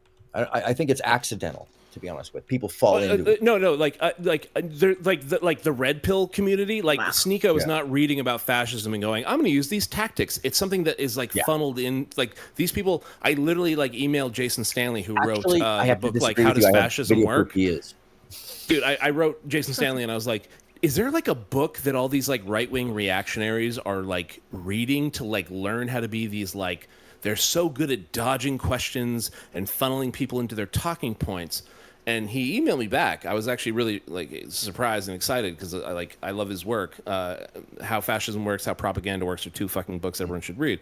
But like he was like, no, he's like, and he went on this like in-depth explanation of like the reason reactionaries, like this is the thinking process of reactionaries. When you can, and this is why like 10 times tonight I was like, what's the context of that? Can we when you eliminate context and you go into those ones and zeros lines of questioning, like the person thinks that they are so right in their righteous, correct way of thinking without like thinking about like all like history or institutions of science, whatever it is, by eliminating those things and getting to a ones and zeros, the people who are instructing these right-wing reactionary like fascists, like the people above know what they're doing with propaganda to get the people below them to think a certain way. And those people are so fucking good at it. What's his name? Rob Noor? Rob Noor is like the pinnacle of like reactionary fascism. I literally said to Jason Stanley, watch this guy.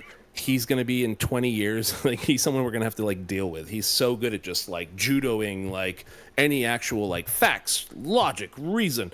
And he does this whole thing and he gets like people behind, like he's going to be a problem. Like he really is. He has no followers right now, but in 20 years, if he keeps this up, he's going to be like a fucking Rush Limbaugh. And I was like, what are the books that this? I was like, what are the books that this fucking idiot reads to be so good at what he does? And it's literally, he's like, it's literally just like the lack of worrying about hypocrisy. We need a safe word. It's the lack of history. Pineapple. It's the lack of like all of these things. If you say pineapple, I will mute people. Yes. So. I wanted to say this, like, I found it interesting when you had talked about, like, this concept of, like, when people say define fascism, right? And they do it as, like, a gotcha. And people do that with, like, when you call them out for being racist or misogynist or sexist or whatever, they'll be like, define this. And then when, like, you'll give a definition and, like, obviously, like, a casual racism that someone does is not going to match, like, the very broad definition of racism. And, like, a very interesting way that someone I talked to was saying that is that like it's again this evasive technique which is very good for reactionary people because there are like many pillars to uphold fascism or racism or white supremacy or the patriarchy or all these things. And when you like attack a single pillar, they can basically be like, oh, but this pillar isn't the thing. So how can you accuse me of being racist when I was just asking a question? How can a question be racist, right? Oh, yeah. And it's like amazing. Hypocrisy and plausible deniability are like their best friends. Yes. And it's really like phenomenal that you can't really point anything out because they'll just be like, well, the definition of homophobia is that I hate gay people. So if I'm just saying that my religion says that gay people shouldn't get married, how is that hateful? I just have a religion, right? And prove that I hate gay people. Prove it right now. And it's not just about that. It's again like that's why I kind of got frustrated when you said like I'm just gonna hit them with all these definitions, right? Because when Aaron said, like when Aaron was talking about a fascistic mindset, someone in my chat, because he's a lib, he jumped right away and it's like, oh, we just took a hard turn to fascism, didn't we? Like, how can you bring that up? And it's like amazing the way that's like no matter what word you choose to say, here's an insidious thing that permeates the way that we think, the way that, like, the stepping stones. Here's like here are the ways that something that somebody said is like a pillar to this bigger ideology. They'll be like, but that's not racist. And so it's like it's amazing the way that you can't really catalog anything with and that's something I'm really happy about. That's not going to happen with like my misogynist with Black Prophet. Like I know he's not going to do that, so that's why I'm really excited because like that's going to be nice for a change. You don't know.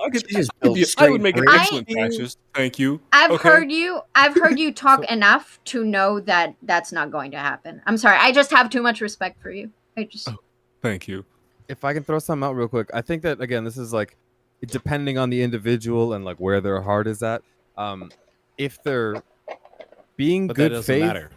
Well, no, what I'm trying to get at is like people will use these words sometimes in ways that they're like overusing it as a buzzword because it's become this way to like dismiss a person. Like I'll give you an example. The COVID mandate. I'm all for the vaccine. I didn't like the fact that it was being mandated. And the fact that I opposed that, and there was one motherfucker, and I'm not kidding, it was one motherfucker with like a Nazi flag in a crowd of thousands of Canadians. Like, well, if there's one Nazi at the table, you're at a table full of Nazis, and I guess fuck your movement. It's like, hey, bro, you can't just like throw titles like that you're completely detaching from whatever their original meaning is to basically be dismissive like an asshole in the same way that the person who say, oh, what does fascism even mean? Again, they're trying to like diffuse what you're saying to be dismissive. So I'm just saying it's like people fucking with language, being scientific assholes. What do you mean when you say vaccine mandate, by the way? No, let's get off that. That's going to be derailing. Let's stay on the topic. Let's stay on the topic. In one sentence. Jesus Christ. You want to talk about fascism. Letting people get away with that is like right. Let me just oh my god, Katie, it's one sentence. The parameters of the mandate were that you had to be shot and boosted within at least 2 weeks prior. There was no exceptions of like I'll get the test today and let you know I don't have it in this 24-hour period, like in a lot of other places in like the States, for example. And you had to have taken the shot to enter any building, so you could only eat outside in the patio in like a tent. And that wasn't actually what it was. So like we're responding to this thing that's actually not true. This is the point of like responding to this shit. Come on, Katie. No. I lived in. No, that's not actually true. Yeah, in Canada, in Toronto. Wait, in Toronto, Canada, you're telling me that's not the parameters of the Pass during COVID? You could also show that you were tested within a certain amount of time in Canada. No, you could be like, you couldn't in Toronto. I said in Toronto, Ontario. I'm giving you specifically my location. I'm not saying it's across the board. It doesn't matter. And yeah, so that thing was not. That stipulation was specifically not allowed. And I trust me, I was living for 3 years waiting to see if my concert tickets would line up with my fucking freedom and just like to see if I had to get vaccinated for the ability to access Rage Against the Machine. It was not an when I'm asking you what a vaccine mandate is, that's just like that's not what a vaccine like mandate is. Like that's what it is. Those are like governmental restrictions. Yeah, that was what we're experiencing. Yes, it's a vaccine passport, not a mandate. A vaccine passport. I'm sorry if I may technically be using the wrong term by calling it, but it was like referred to colloquially as a mandate because you're mandated to have it to participate like people who are using it colloquially. No, I can do this on my own. Fuck you. I don't think you can because you're fucking falling for shit and you're pissing me off right now. Why does it matter? You know what? I can make my own mistakes. How about that? Yeah. Oh, Jesus Christ. You don't need to patronize her. Yes. It's colloquially called as a mandate, and the reason why I pointed it out to you, Dude, is because I know that you're like a good faith guy. So like it's not a problem to correct that, like that's clearly not what a mandate is. And the reason why it became colloquially so widespread to call it that is because like it's a slightly fascistic attempt to aggrandize what was happening to gain more support for like anti-vaxxers and people who wanted to resist that, because that's simply not what a vaccine mandate is. Like you can have an issue with vaccine passports, sure. No one was forcing anyone to like take vaccines by force. I'll just say this, and we can totally. I'll just say this one thing, and we can totally close the topic at that, because again, it's not like a rabbit hole we need to dive down. And you're right. I will clarify specifically that it was a policy of a passport, not a mandate in the like we're forcing this into your arm to take. But I will just say this: I think that it is psychologically untenable to tell people you can have a healthy life, and it's just a choice. You just have to deal with the consequences of your choices. To not be able to enter public establishments because it's like, hey, I'm gonna go meet a new woman. We should go out somewhere public where you're around fucking people, not come to my house for the first date. Let's go to dinner. It's minus 30 degrees in the December. I don't have a passport. Sorry, we have to sit in a tent outside. Would you like to do that? No self-respecting woman is gonna be like, yeah, let's go for just walks for the rest of life, because we can't ever go to shows, we can't ever go to bars, we can't ever go to restaurants, we can't ever travel. Like, you could say it's not technically forced, but the psychological state of the person who is that separated from society and looked at as a dog and a plague rat, I think was kind of like technically it's not mandated, but really you're saying eventually you'll decide to like, end your life because it's untenable, or decide to take the thing. And again, not saying people shouldn't take it or they shouldn't have it available. No. Shouldn't have all the options. I'm very pro the science of the force. I hope that is clear. He said he's done. No. Yeah. What do you mean? No. I'm just saying I'm not trying to derail everyone into like the COVID thing. I'm just trying to give that last amount of. I'd rather not go fully in, just because like first day new channel. If I can back up, We don't want to say anything. I don't want to get. Actually, we're not on Rumble or whatever. Like, okay. Then I'll just say this. I'll just say this. I'm not actually going to the vaccine thing. The reason why I fixated on the mandate thing, and the reason why I did say no, and I do want to talk about this, is because, Jube, you and I might disagree on this, and we might not want to talk about it right now. What you're saying is what I believe you falling to kind of like a fascistic way, like not fascistic. Sorry, I'm not gonna use that word because I'm not very good at it.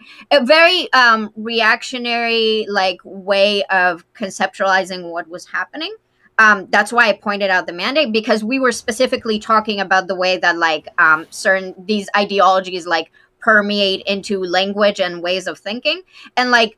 I hope that I don't think you're offended by what I'm saying, but like when I hear you talk right now, it sounds like absolutely like, I can see why someone with certain reactionary tendencies or like libs. I think it's fair to call you a lib. Is it wrong?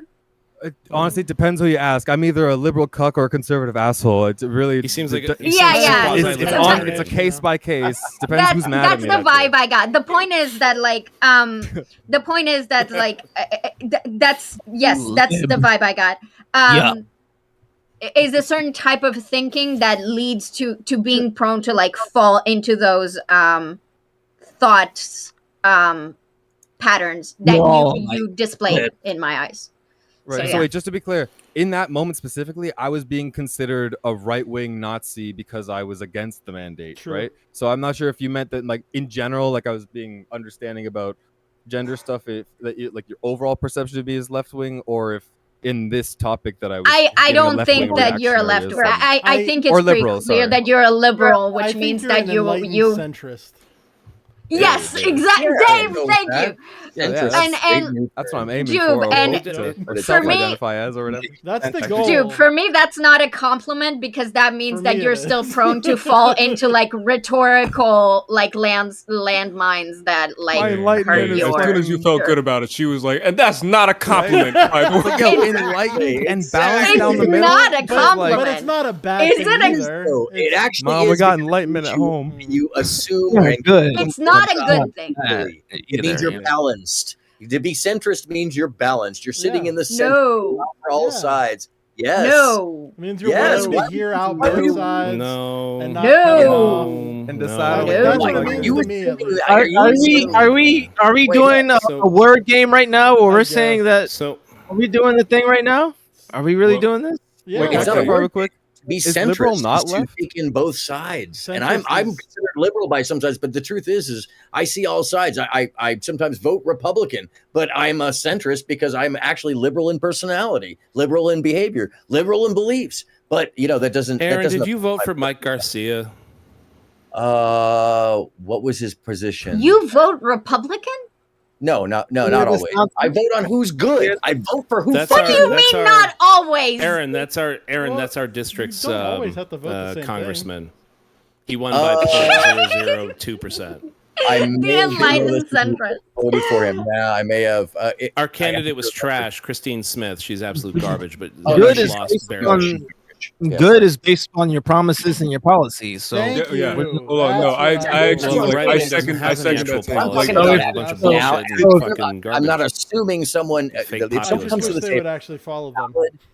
for topical my and God. or social or cultural ramification when it's in the city or state or whatever it be, when it's something that is going to affect positively, I don't care what your background is or even what your fucking political belief is, it doesn't mean you're going to do a better job or a worse job. It actually, most of the time, if you stick to those things, it means you're going to do a worse job because you're ideological instead of believing in being servitude, in the servitude of working for the public. And that's where I actually draw the line.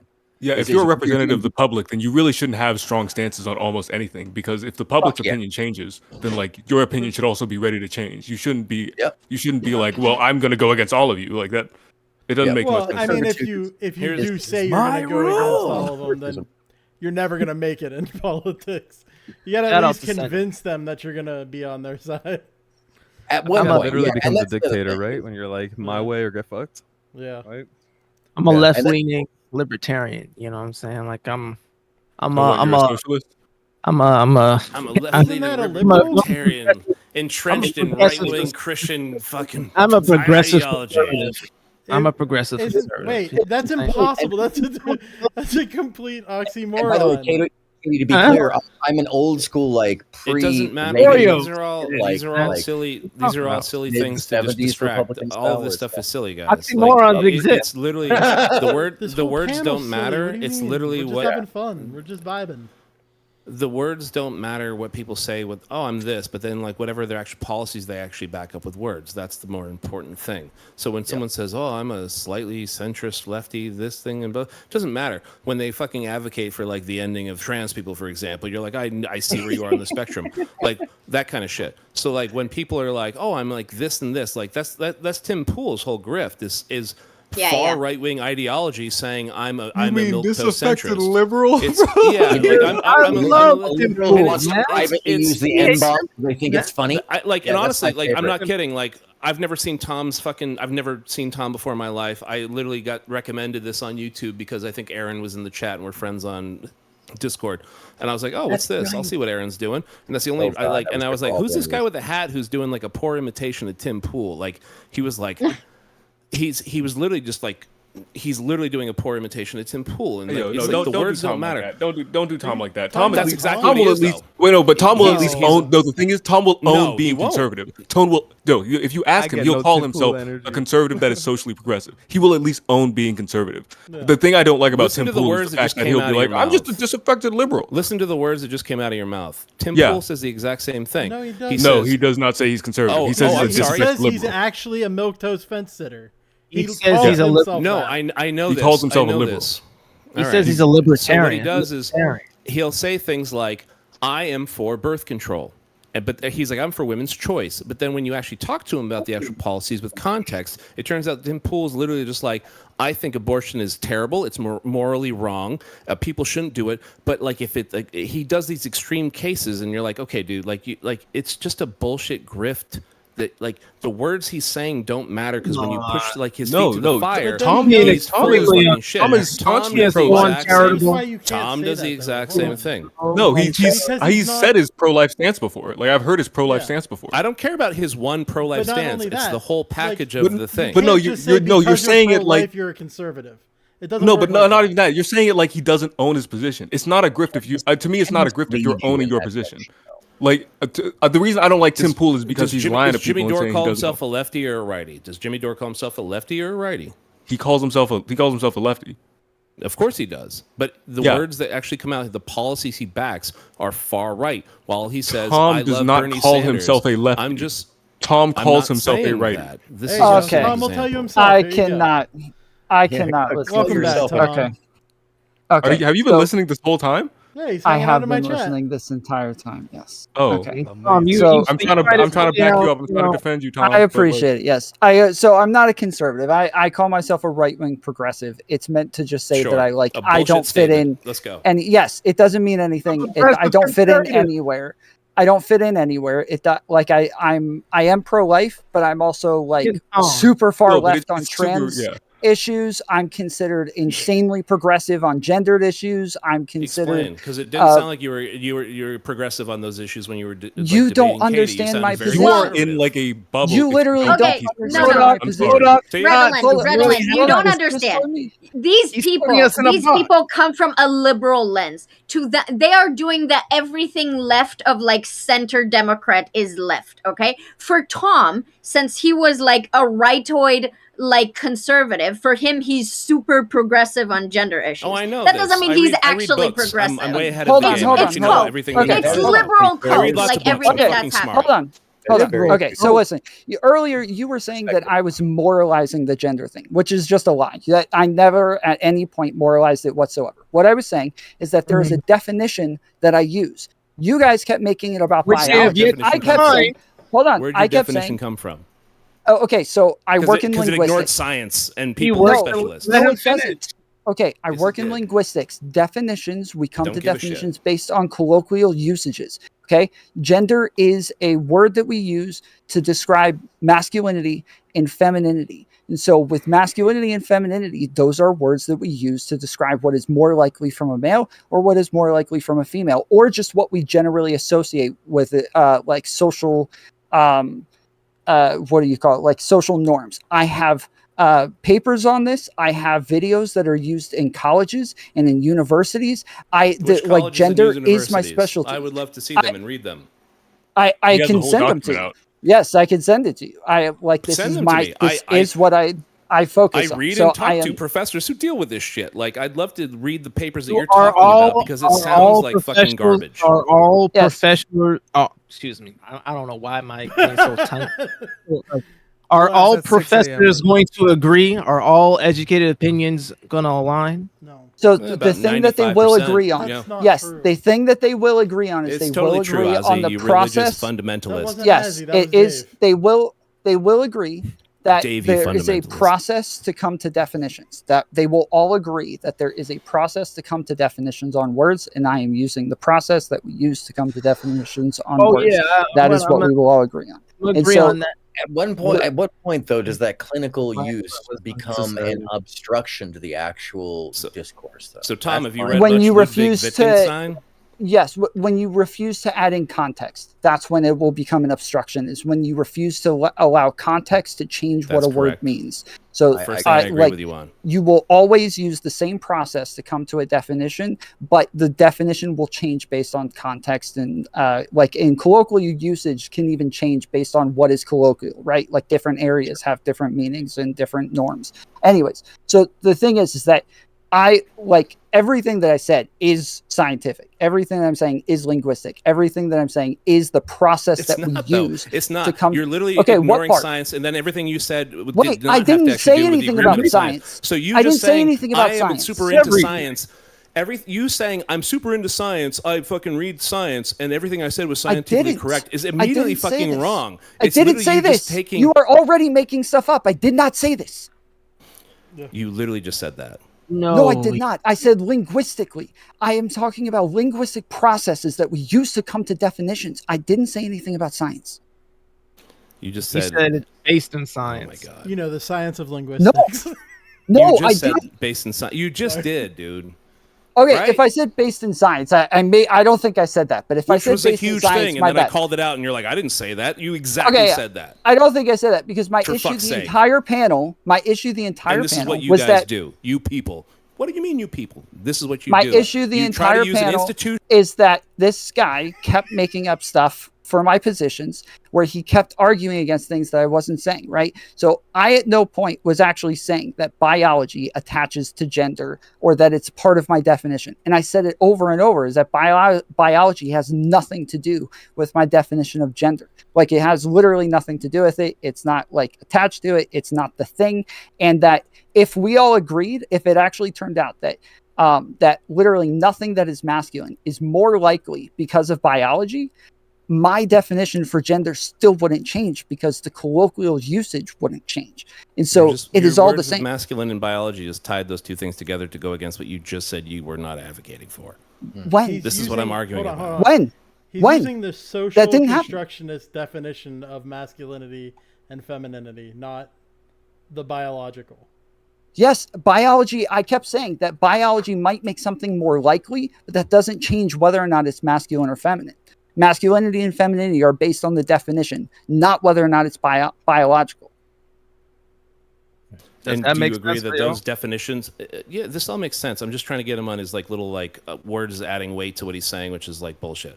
Do you agree that those definitions of masculine, feminine do not tie to anything biological? Because you guys had this whole long discussion with Katie earlier about like, you know, masculine women, feminine like men, like it doesn't matter. Like these are just like descriptors and they don't actually tie to anything. Like being like feminine doesn't mean that you, like if you're a man, like, oh, you're a woman. Like those two things are like completely separate things. And every time you tried to like finagle things, you would like try to tie both of them together. You were trying to get biological and societal together at the same time, any chance you could get. And it happened over and over again. I wasn't. Yeah, okay, so what is the definition of masculine? See, here we go. Here we go. We're gonna go with a simple definition, and then you're going to attack. It doesn't have to be simple. Like no, I'm trying to understand how you are confusing what I'm saying so much. So I'm trying to understand where you're coming from. What is your definition? How about this? Of masculine? You describe masculine. Go. Let's go. Let's hear it from the mouth. I said it is masculinity. I believe is something that is and more don't tie it to likely. Biological. Stop talking. Don't tie it to biological. Let him talk. Hold on. It's not tied to biological. You were about to say biological, and I cut you off. He wasn't. He's going to say that it's what men do. That's his trap. Keep going, Tom. If you didn't cut him off, you'd know if he was going to say that or not. No. The cutting off is a trap. Don't fall for it, Tom. Keep going. Yes. That's okay. Right. So if we go look up the definition, come on, Tom. Let's go. If we go look up the definition in any dictionary, it'll say it is something that is associated with males. That is what masculine means in literally any dictionary. It is something associated with males.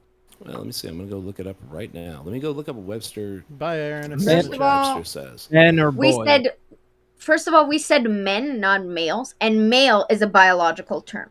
Right. You said men. I said males. I was saying that a man is somebody who is masculine. So like a trans person is somebody who is putting on like a masculine, is somebody who is masculine, right? That's why they have dysphoria, is because they are a masculine person. And so a trans man is somebody who is masculine. That's why we call them a man. So when we say like trans men are men, we're saying that like, yes, they are somebody who is masculine. They actually are a man. In your opinion, yeah. Yes, but I'm saying based on the definitions, yes, like that is how we use the words. I don't really get the in your opinion clarification, but it's fine. It's because it's called nuance. Tom, yeah, but it's useless. It's not useless because Tom claims that he has like with women, and then you can get into the whole discussion of what men and women Tom are is based not on that saying definition. This is the overall a gender that refers chiefly universal but not exclusively. Here's the definition. main definition: masculine, a gender that refers chiefly but not exclusively to males or to objects classified as male. It's a truism. Tom is not saying. They even put it in the main definition, not exclusively. They put it in the definition. I'm pretty sure that's what I'm saying. That's what I'm saying is that it's just associated with it. Pretty sure that's what he said multiple times. Yes. that quite regularly. I'm saying it is just something that is associated with it. It is not like inherent to that thing. It is not biological. It is just something that we associate with men. So argue past that point then. What do you mean? Argue past that point? whatever your point is on that definition, where you're happy with that definition, continue your point and argument on the thing we've been talking about, that you guys were talking about like hours before I came into this discussion. Well, so I asked you for a definition, then you asked me to give one instead. So I gave one, and I don't know where to go from there, because you seem to have a disagreement with what I'm saying, but I don't know what the disagreement is. I can continue us. So this has been the definition that you have given me the entire time. And I told you that I reject the concept of gender in totality. And you said that doesn't make any sense, and I have logic flaws, even though now you're saying that it's associated to males, so you don't even have gender in your definition anymore. So I don't understand. Wait, no, hold on. Gender was never in the definition. Never masculinity, yes, masculinity and femininity are gender, but they're not in the definition. So like when we talk about gender, we're talking about masculinity. Yes, and I told you I don't think masculinity and femininity are gender, right? Right. Okay. So if we go look up the definition of gender, and it talks about social norms that are going masculine, to be of grammatical gender, a gender that refers to masculine, associated with men and not with women. Yes. Right. So if we look up the word gender, it says the male sex or female sex, especially when considered with reference to social and cultural differences rather than biological ones. So that is what femininity and masculinity are. These are like social references to what a male or what a male does, or what we associate with a male or a female, right? So it is not something biological. These are just things that we associate with males and females. With males and females? You said socially. Yes, we socially associate them with males and females. But so like carrying a purse. So that's you trying to tie gender and biology together. I'm saying that this is, yes, that's the definition, is that like so carrying a purse is something we consider feminine only because women are more likely to do it. Not because carrying a purse is a biological thing, but only because females carry purses. Okay, Tom, how would you feel if I said that the way that you're using this definition is really disingenuous? What? I would say that you would have to say the same thing about everybody, every dictionary as well. Yeah, the same way that I say that conservatives are disingenuous when they do the "what is a woman" thing. A woman is a adult female.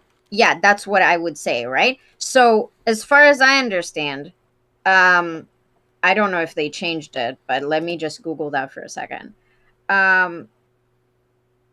So here, homosexual, they changed the definition to sexually or romantically attracted exclusively to people of one's own sex or gender. In some dictionaries, homosexual just means a man who's attracted to other men.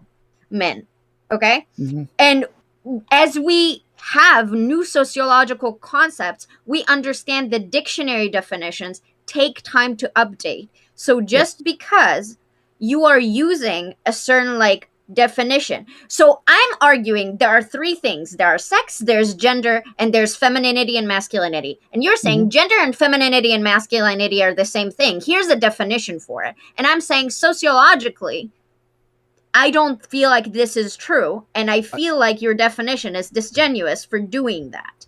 Because you're not engaging with my point that they're separate, because you're saying definitionally they are not separate. Yes, but you're not actually giving a reason for why they're separate. So when I'm looking at this definition, this is the updated definition. Like before, gender was just male and female, right? Now it's the male norms. Then yes, it's the male sex or female sex, especially when considered with references to social and cultural differences rather than biological ones. This is the updated version that actually adjusts to what it is that we would when we add in trans women and trans men. This one it considers them as well. Tom, what is your arguing through the trenches on this shit? Like, what's your goal in all of your arguments about your definitions? To have a conversation. There isn't a goal. So when we're having in order to find the villain's motive. Yeah, so when I talk to Katie, can you send me the definition, please? Because that's not what I'm finding. So can you send me that? Yeah, I'm sending it to you now. So when we start talking about like having a prescription, and generally in order to have a prescription in a conversation, we first have to get the descriptive right. If we are wrong on the descriptive, we're going to be wrong on the prescriptive. So like with neo-Nazis, the shape of society? Yes. Of course. Okay. Why? Okay, then that answers my question. You can keep going. That's good. So, okay, yeah. So you've answered my question. I know where you are politically.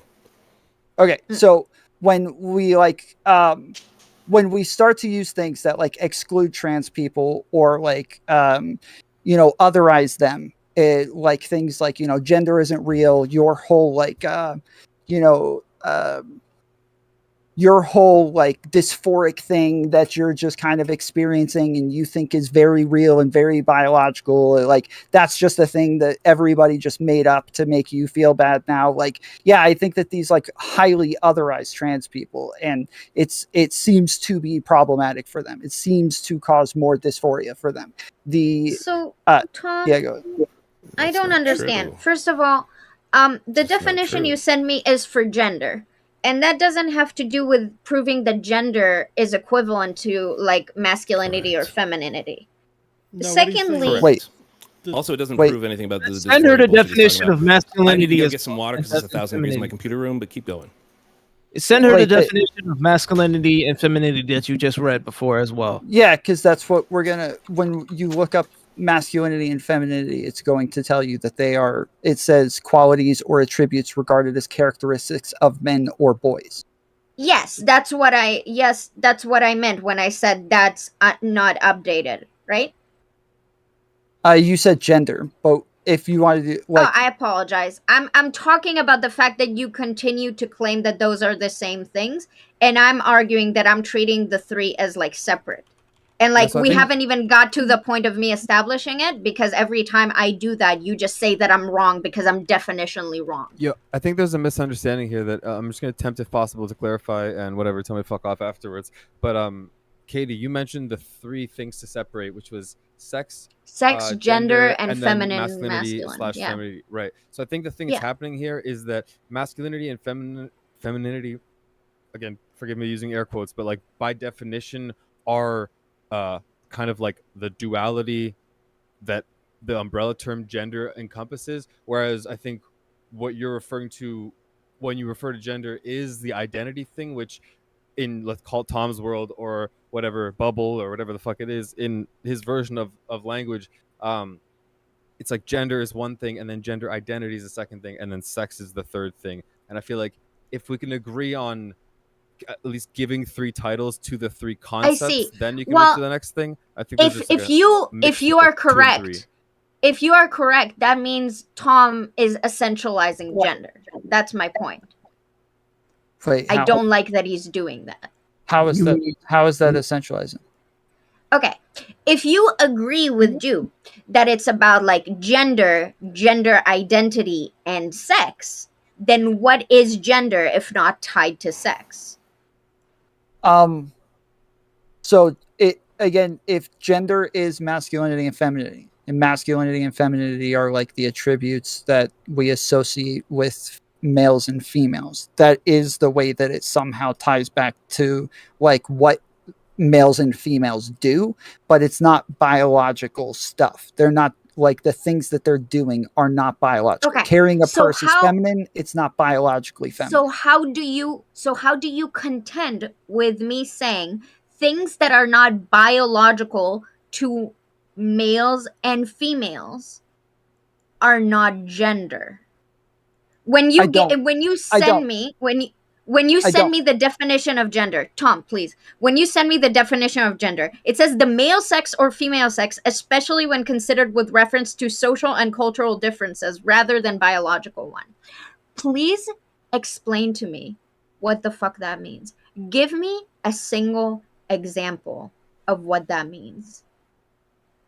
So when we're talking about cultural norms that align with the male and female sex, we're talking about femininity and masculinity. These are things that we associate. Norms out of your vocabulary and get rid of them. Sex is biological. So what do we mean when we say that we tie something to sex socially?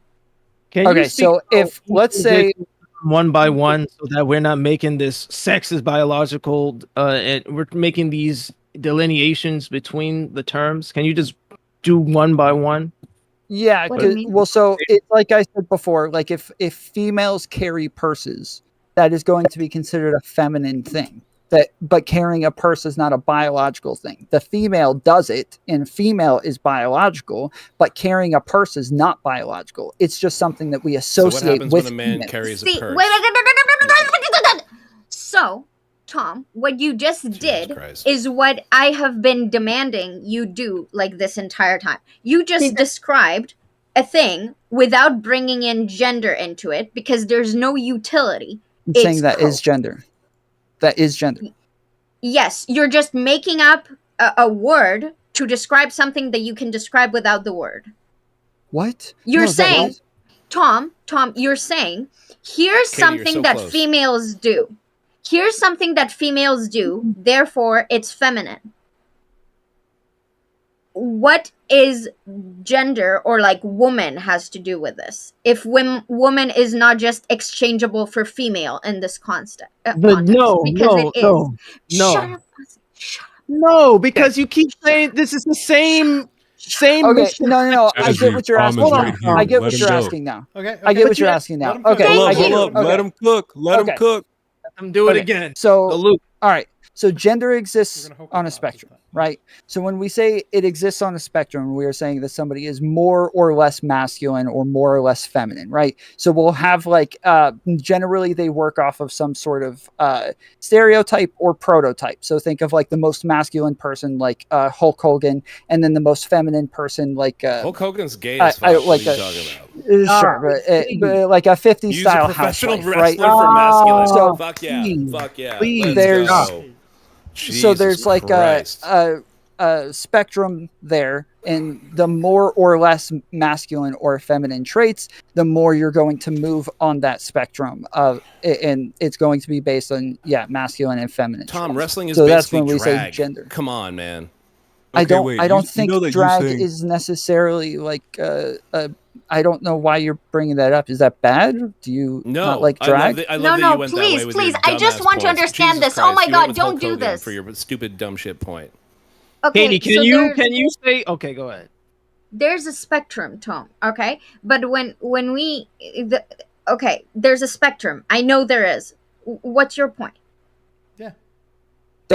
That masculine and feminine traits are how you move on the spectrum. So like more or less masculine or feminine traits are how you move on the spectrum. But you have described the spectrum to me without gender once. So I'm asking, what is the utility? Okay, you keep saying I'm not describing gender, but I'm saying that is gender. So I don't know why you keep saying I'm not describing gender. If gender is masculinity and femininity, I am describing gender.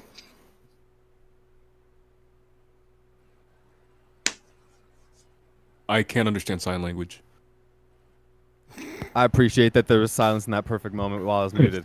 All right, I think I might be able to walk us through this point real quick, and then because Katie if I'm not allowed to do it, you are not going to get in the way of this man's clarity. You're going to stop and let this man speak. No, I don't know why allowing him to speak. Jube, I know Jube got the radio voice, and he sounds amazing.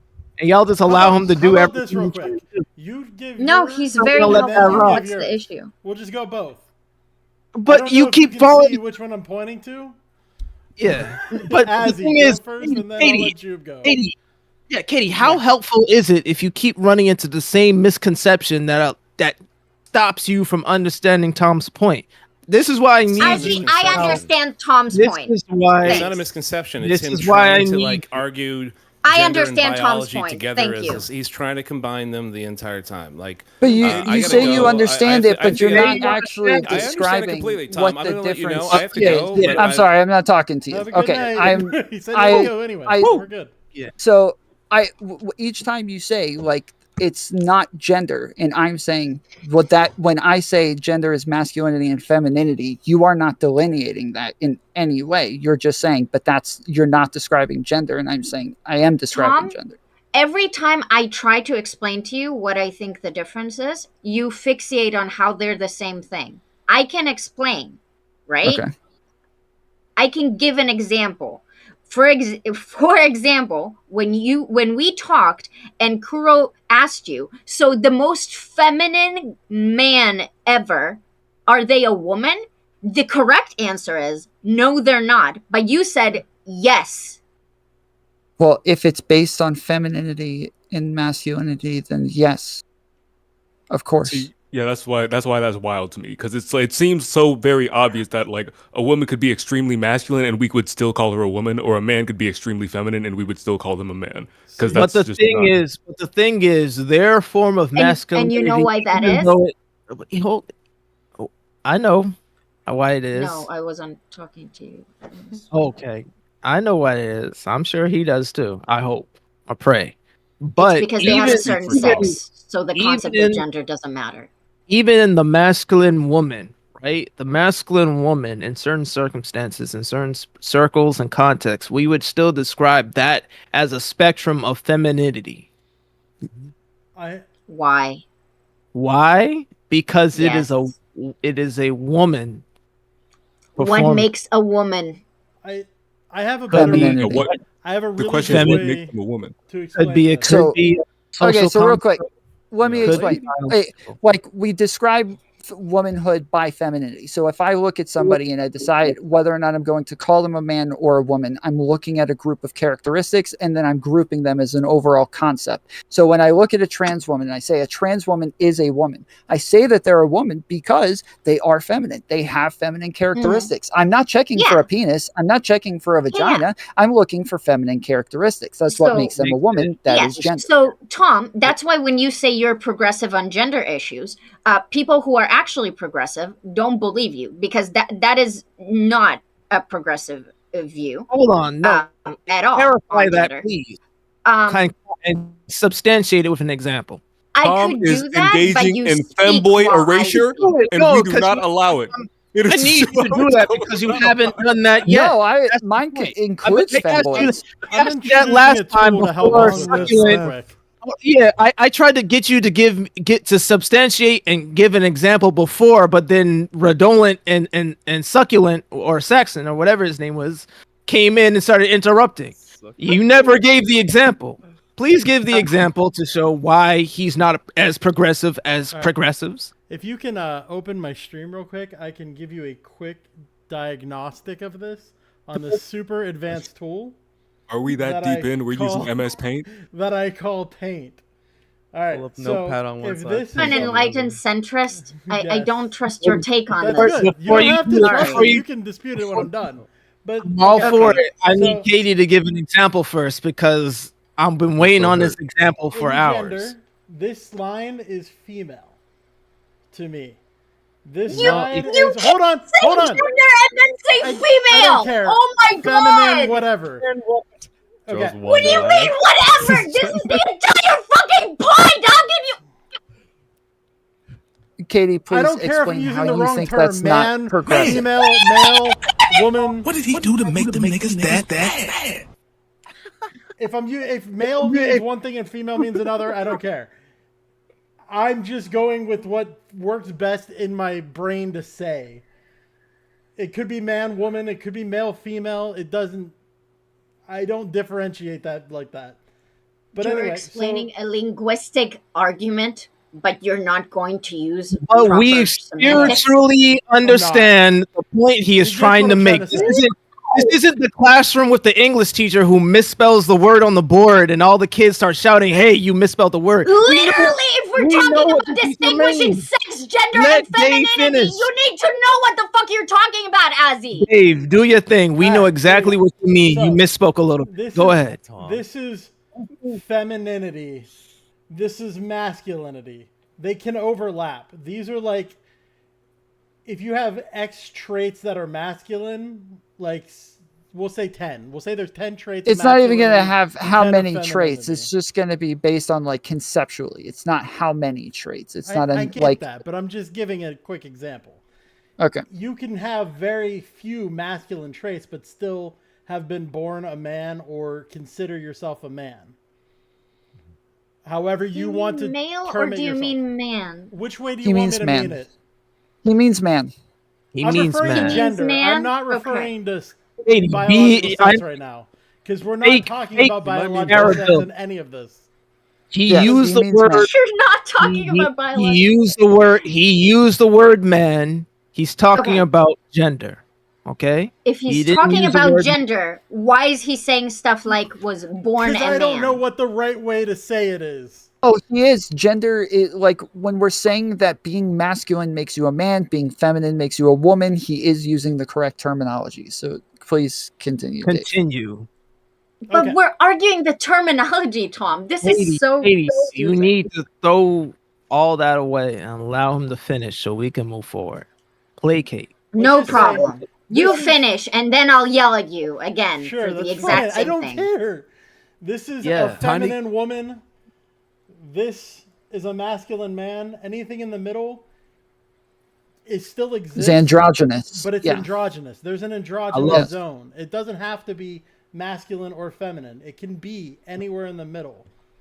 The neutral zone. Okay, but what happens when a man goes all the way to the end of the pink zone? Are they no longer a man? They're still on this bar. So as long as they consider themselves a man, they're still a man, but they're a feminine man. They're not a woman. Okay, so they Katie, cross bars. When you say what I'm saying is not the progressive position, please explain. What's wrong with my definition here? Hold on. Your definition is correct. As long as someone identifies as a certain gender, they are that gender no matter how feminine or masculine they are. That doesn't mean anything. That means literally nothing. Identity means like very little. When other people are going to call you a man or a woman. That you don't care, which is why, again, I'm genuinely confused. No. Why do Stop saying that. That was a great presentation, Dave. Okay, it has nothing to do with care. It has to do with the fact that other people will identify you as a man or a woman. They will see an overall concept, they will see somebody, and they will immediately categorize you as either man or woman. They are categorizing you. You can identify yourself and you can have your own internal identity, but that doesn't mean other people categorize you as what your internal identity is. Okay. Those are different things. So, I genuinely feel like what you're arguing with me about is like, this is how people define it. And that's what you've always been defining. And that's great. That's not what I'm talking about. And that doesn't help us when I am trying to delineate like certain, like, the descriptive that you're making is, this is how people think about this. Mm-hmm. And I'm trying to make a descriptive of like, this is how things are, independent of what people think about this. Right. That's what I'm saying. I am saying this is how things are, independent of how people think about it. So I'm like, if you ask somebody what is a woman, they'll say a female. But when it comes time for them to point out what a woman is, they're not going to look at chromosomes. They're not going to look at gametes. They're not going to look at penises or vaginas. They're going to look at presentation. Yes, exactly. And so that is how they presentation is not necessarily feminine or masculine. Is my mic that is how they are actually going to define it. That's how they're actually going to point out, meaning that is what they are communicating is that thing when they use that presentation. That doesn't necessarily. Yes. Women can present very masculine and still be identified as women. That's just like true. Okay.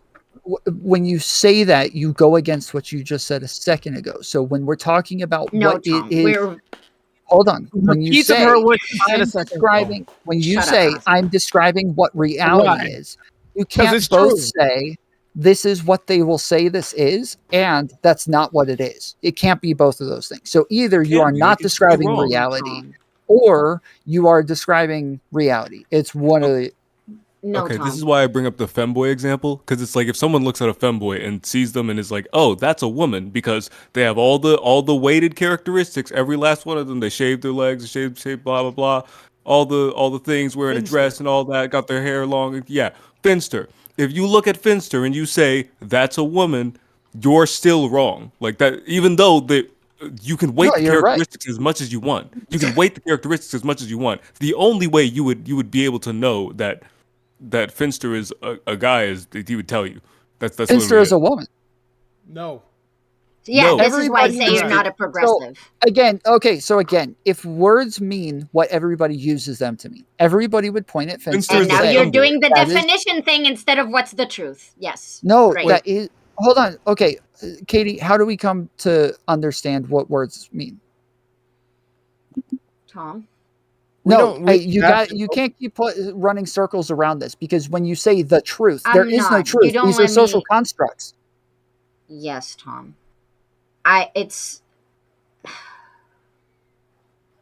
Yo, Tom been watching so much Full Metal Alchemist, bro.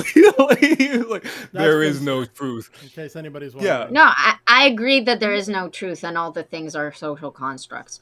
I just think it's ridiculous that we said that we're not talking about how people conceptualize something. We're talking about actual categories that exist in reality. So why are you now bringing up what would people say? I said that if you ask somebody to define woman, they would say an adult human female. But when it comes time for them to actually engage with what a woman is, point at somebody, say that is a woman, they are going to use femininity. They are not going to look for chromosomes. They're not going to look for any biological markers like their definition says they will.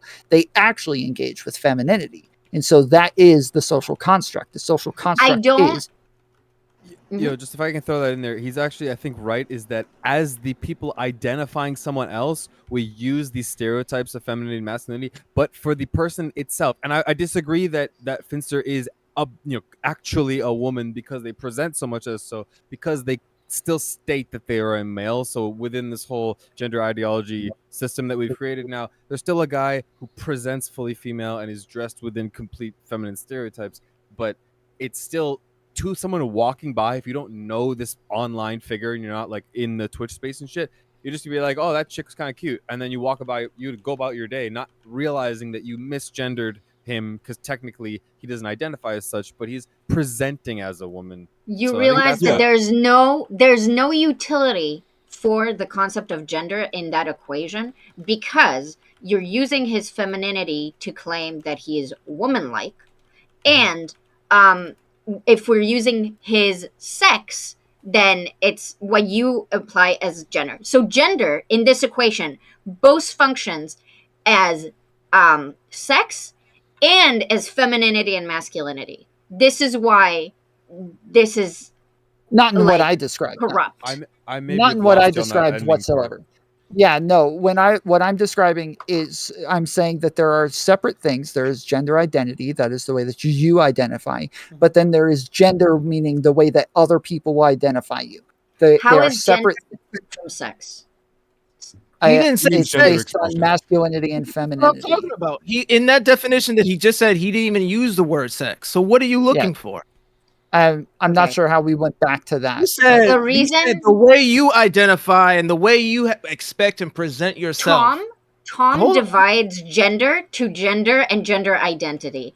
I don't know gender why identity and gender when we have sex. No. Yeah. He said gender identity and gender meaning. He said gender identity is the way you present yourself and think about yourself. And gender meaning is the way people will see you based upon the contextual definition that people have come to a conclusion, to a definition together. Even a gender identity is going to be based on the definition of gender. All I need to do. No. Let me say this real quick. Despite the way you identify yourself, if you are perceived in a way that falls under a determined gender meaning by society, they will identify you as that, even against your own wishes. Is that include? No. Femininity. Question. So does femininity, masculinity. No, I'm not gonna go ahead and say it, and then I'm still asking the same question. That's great. Femininity and masculinity are stuff that are performed. For example, many trans women might perform very feminine, but they're not going to pass anyway. So they're exhibiting a lot of femininity, but they're not going to pass. So people will still identify them by your definition of gender as man in a dress, man with shaved legs. Okay, but they do that to protest it. They do that to protest it. Whereas, like, you can even watch somebody like Ben Shapiro and Matt Walsh have both slipped up, where they're talking to somebody who does have a very square jaw, big muscles. They're like 6'5", and they keep using pronouns like she, her, woman on accident, and then they back up and correct themselves because naturally, this is a feminine person. They're going to naturally engage with them like a woman, but they have to correct themselves because they want to protest what it is that they do naturally. Okay. So what is that? Where does sex fall in that? I mean, let me ask you as Tom's lawyer. There's no point to be remade. No, hold up. Let me ask you as Tom's lawyer. Understand the point. I'm gonna hit you with the legendary. 2 a.m. No, you. It is now. Please shut up, please. Answer the femboy question then. Like, I refuse to shut up until you answer this question. Where does sex and biology fall in what Tom was talking about with gender meaning and gender identity? Yeah, so Tom made up concepts like gender meaning. And what he means by that is just like the way. So normal people who have this discourse just say generally women generally look like this and men generally look like this. So there would be all kinds of physical characteristics like boobs, like the way someone dresses, maybe their voice, and then you'll say if they're a man or a woman. For example, a lot of Thai, like they're not femboys, but like Thai, how do you call lady them? Boys? Yeah, lady boys. The lady boys, yeah, they'll look like females, right? And then they open their mouth and comes a very masculine voice out, and then you know they're not female, right? Yeah. So that happens. So the question is, what is the gender of this lady boy? Tom will say their gender meaning is that they are a woman. He has to say that because that is consistent with what I'm saying. However, that is a really weird thing to add to the conversation because it is not, their sex is male, right? And I want there to either be sex and gender or sex and femininity, masculinity. Tom wants these two things to be together from whatever reason, even though gender in this concept doesn't provide any utility. How did you come to that? And how did you come to that conclusion? In what particular part of his statements did you come to that conclusion? Whenever I asked him what gender is or what masculinity and femininity is, he just says they are interchangeable. They're the same thing. He's using it as like an expressive reality. The gender expression is what he's referring to when he's going to use pronouns for him to explain to another person. This is verbatim. Hold on. Okay. He verbatim said, he's right there. He's right there. Yes, just let me explain it real quick. So Tom, if you understand that. Listen, a man who we would overall conceptually look at as a man, he can have a purse, right? That purse is still a feminine characteristic for him, but he is still a man, right? Because he still fits the overall concept of a man. So just having some sort of feminine characteristic does not change the overall concept. What is the concept? So it seems, Tom, is it possible that you're using masculinity and femininity when you're supposed to say gender expression? Is that possible? Kind of. Well, no, that's what gender expression is masculinity and femininity. Yes. Every time you say gender, you are saying masculinity and femininity. And so you say, well, what is masculinity? Gender or gender expression? Both.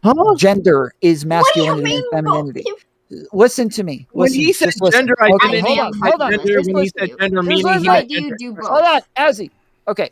Gender means masculinity and femininity. So when you say gender expression, you are saying, how are you expressing your masculinity or femininity? When you say gender identity, you are saying, do you identify with masculinity or femininity? This is what these things mean. Okay. So, go ahead. Yeah. So, yeah. How does this work with people who are very, men who are very feminine.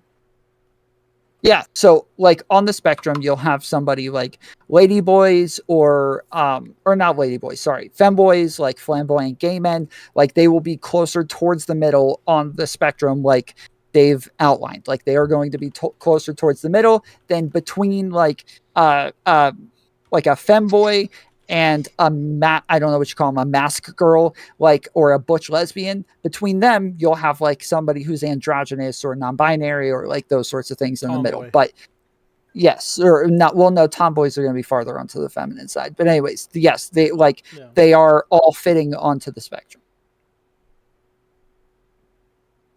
So wait, what's masculine about femboys? What's the masculine thing? I'm lost on that. Well, so you tell me what is the difference between a femboy and a woman?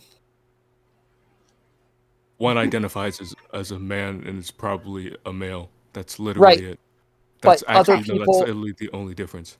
Yes, exactly. So there isn't a difference. When we're talking about presentation, there isn't going to be a difference. When we talk about the way other people identify you and the way that other people categorize you. No. I just told you what the difference was. Now you want to say because I've said that difference, there isn't a difference. But there is a difference. I just told you what it was, and you just don't think that's a difference. But in reality, I didn't say that. I didn't say that, Kuro. Hold on. I didn't say that, Kuro. I didn't say that. Hold on. I didn't say that. You're talking about their identity. I'm talking about their presentation. We are separating the two. You are talking about their identity. I'm talking about their presentation. But so I'm saying for the reason that presentation, we're talking about these things is because I'm trying to figure out what is a woman or a man in your eyes. Like what is gender to you? And I'm hearing you say, if someone is at the end of the feminine spectrum and they identify as a man, fuck them, they're a woman. Like if I bring based on presentation, not their identity, those are two separate things. He's not talking. Yeah, so here's the problem. Disallowing their self. I have a question. Whatever. Go ahead. I have a question. So Tom, after Katie, I want to throw something out there. Yeah. So when you say gender, so there is like when you say gender, you're talking about gender expression on a feminine masculine like spectrum, right? Yes, and that like each side of the spectrum we're going to categorize it as man and woman. Yes. I think she froze. No, I think her Discord froze. That's a bad freeze, bro. That's a real bad Yeah. Well, it could be worse. I'm glad you caught that. I thought she was mad for a second. I thought I broke her brain. The rage was coming. Dude, it would be amazing if she just started moving right now and she was like, I'm just fucking with you. Oh my god, if she got us all, that would be legendary. That would be based as fuck if she could actually just hold that for that long. That freeze. Never drinks caffeine in her life. So like a bunch of people, the other guy, he was just insanely bad faith. That guy was just so bad faith, bro. It was hurting me so bad. You should have heard him earlier. He was just on some like them and they. No, yeah, he was there the whole time. He called you off-brand Tim Pool. I was like, yo, hold on. Go because that was it for me. That was the line for me. So when I started hearing him call me like Tim Pool and then like all that crap, I was like, okay, this is like right wing shill. It's frustrating because like there's so many people where like I call myself a right-wing progressive, like most people are like, bro, you are not, like there's nothing right-wing about you, and I'll like start listing off things and they're like, yeah, you're just a freaking like progressive, like that's not much different. There are some progressives that believe the thing is you, same thing as you. And then even when I said, I'm like, yeah, I identify as like a right-wing progressive just because it doesn't make sense. He's like, yeah, you're not saying anything, are you? You're not saying anything. You make no sense. Right? Like, yes, that's for the most part. No, you gotta hit him the other way. You gotta say, no, I'm a left-wing conservative. Gotta get him to think. Why I could have gone with the freaking back or not, because she hasn't like left. Yeah, I feel like she probably would be coming back, but that her thing is probably still broken. Either her computer froze or her Discord froze, and you gotta let Discord she has to restart Discord. Yeah. Yeah, I thought about going with the nationalist socialist, but No, please. Oh man, been a little. Just say progressive conservative, bro. It gets them every If time. you go with that one, you'll get banned pretty Well, quickly. so right wing, it would either be a right wing progressive or a left wing conservative. Like it's the be stuck to cozy. All right, Jube, Just you want to ask something? Go for it. Leftist Tea Party. Yeah, it was like a slight, I guess, clarification, or in a way, I'm reinforcing what Tom's saying, but I need to like just pull my brain back 2 seconds. Forgive my 7 a.m. brain. Here, can I? Oh, yeah, no, I think I understand. I'll jog my mind real quick. I think I guess what I think is happening is there's like this fight that's happening over the word gender itself when Tom is talking about gender expression and the rest of us are talking about that mixed with gender identity. Because like it seems like Katie is using the word gender to mean gender identity and you're using it more to mean gender expression, and I think these are both parts of the same whole. That's why I keep hitting you with. I'm saying that they are like they're separate things, but like 99% of the time they will align. Like gender identity means that you identify with femininity or masculinity, and that's going to show in your presentation. There's a very like small 0.5% time where they don't align in any way. For sure, but like where you're gonna run into a lot of trouble is like when I ask the things, or when people ask you things. I'm gonna use me. When I ask things like, well, how do you come to find out what a man or what a woman is? And you say like, oh, they identify with femininity or they identify with masculinity. I'm always going to throw the femboy thing out there because a femboy does not identify with masculinity. They just are like, they just say like, yeah, I'm a man, but like I do a bunch of feminine shit. So like, which is why I would say like the identity from the presentation is because I'm willing to accept that there are some identities that don't align with the presentation, and it's good to separate them because they are they are literally separate things. Like the way that me identifying as a Falcons fan doesn't mean that necessarily everybody else will call me a Falcons fan. But I am it's about myself when I call myself that, right? It's like when black parents have to tell black children, especially black boys, that people will see you as aggressive, as a threat, and you have to present in a way that makes them think otherwise, even though those black children identify as grew up on anime and him, the world sees them as something else. So we have to move accordingly so that we can progress and live comfortably in society. There's an understanding that you have an expectation and presentation and perception of yourself, when other people have a expectation and perception of you, and you have to couple that. Yeah, this is some like difficult shit for me to like think about. It's like how much do we put weight on like how someone identifies as opposed to how they're identified. Okay, but welcome back. Okay, let's go. Hold on, Jube was gonna give his take. Let's get back to Jube. To what Tom was saying, that I think it's one of those things of functionality, right? And it's like I agree that your identity of yourself is effectively what your identity is, but there's some degree where it's like that's a conversation between me and the mirror, and like it doesn't matter if I'm like a super clean cut guy and blah blah blah. If I walk outside looking like this, everyone's gonna think this guy does drugs, he's a fucking hippie, it's blah blah blah blah blah. It's like some amount of your identity is the perception of others on you versus like your internal monologue between you and the mirror, where you're like, this is who I am, I know I'm this person, I feel like I'm this person, I'm whatever this body does or doesn't line up with whatever gender you fall into. And the other half of it is basically that I think it's like gender is literally just the umbrella term to attach the duality of masculine and femininity, which is the spectrum of like male and female behavior, and then gender identity is literally downstream of the concept of gender, attaching this internal, like I said, between you and the mirror. It doesn't matter what anyone else says. It's just you when you look into your own eyes, exactly, or whatever. Exactly. So when we talk about the word ident, right? We're talking about identify or identity. Ident means in close relation to. I am saying I feel like I am in close relation to a woman, or I am in close relation to a man. When I talk about my own identity, I am talking about the way that I associate myself with another category or with another concept. And this is the way that I picture myself and what I feel like I closely align with. But if I keep telling everybody I'm a Falcons fan, I love the Falcons, everybody knows that I identify as a Falcons fan. And then you come into my house and there's like a bunch of posters that say Falcons suck, let's go Patriots. You're going to be like, bro, you're not a freaking Falcons fan. I don't care if you identify as a Falcons fan. Okay. I'm not calling you a Falcons fan because you don't fit what I conceptualize a Falcons fan to be. And you cannot being a hobbyist. Cannot move. Like you cannot move. Perception. You remember? Sorry, go for it. You remember Dave's presentation? It's you cannot move from one end of the spectrum of male to the other extreme expression of female, or masculine and feminine. Let me use the right words. You cannot move from one end of the spectrum of masculine to the other end of the spectrum of feminine without transitioning.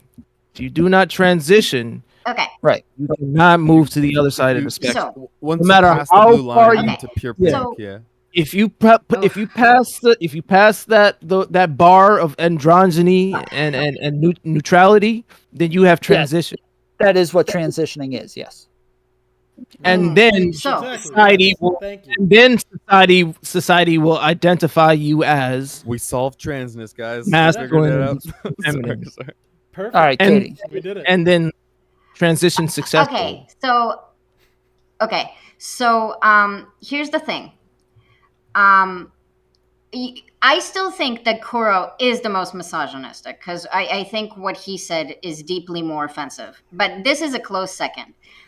Measuring womanhood or manhood by like a masculinity and a femininity framework is quite awful for both genders, I think.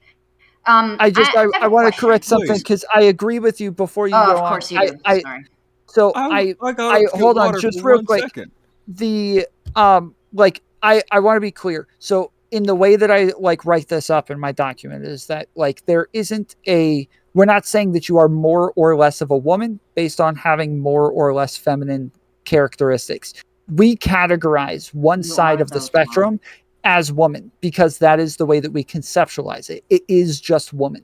We don't consider you to be more or less of a woman ever. You can have more or less feminine characteristics or be more or less feminine, but having more or less feminine characteristics does not ever make you more or less of a woman. Just the same as having more or less masculine characteristics does never make you more or less of a man. We just categorize that side of the spectrum as man. You say that, but then you say that if your gender expression is so people identify you as a certain gender, then you are essentially not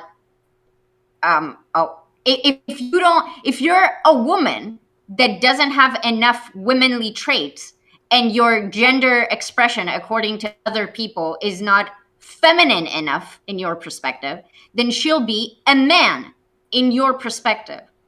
No, not in my perspective. I'm saying that this is the way we conceptualize what a man is and the way that we categorize it and the way that we use words like man and woman, feminine and masculine. Yes.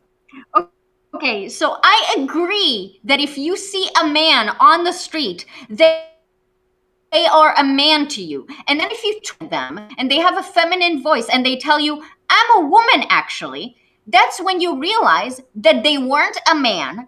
And you were wrong, but you made an assumption that works on a general scale. No. Yeah, again, people are allowed to make mistakes. God. Again, their identity is different than their presentation. You are not wrong on their presentation. Yeah. What Tom, you're saying that both say you stopped me to correct me that having less or more traits doesn't make you less of a woman. So if I'm a woman, so you're telling me that if I don't have enough feminine traits and people perceive me as a man, I am, for all intents and purposes, a man outside of my personal identification. What I said is that you are never more or less of a man or more or less of a woman. You are either man or woman. That's what I said. Is that so? Yes. So if you present as a man, we would categorize you as a man. If you present as a woman, we would categorize you as a woman. But if you come up and say, well, I actually identify as X, we would generally identify you as X, just for like in practice. But that doesn't mean that that's the way we conceptualize it. These are separate things. You have to be able to categorize things separately. And this is like very transphobic for sure. This is I think you're crazy. I think what you're saying is transphobic. I'm sure you do, but you also think non-binary is just like throwing that out there. Like I think I'm not a misogynist. I didn't call you a misogynist. I said that you have like a framework that is misogynistic. Every trans person I know believes that gender abolition is transphobic, and they all agree with my document and the spectrum and the way that I categorize these things. I don't know a trans person except for Demon Mama who agrees with what you're saying. The fact that I know a ton of cis people who agree with you, but I don't know any trans people who agree with you except for Demon Mama.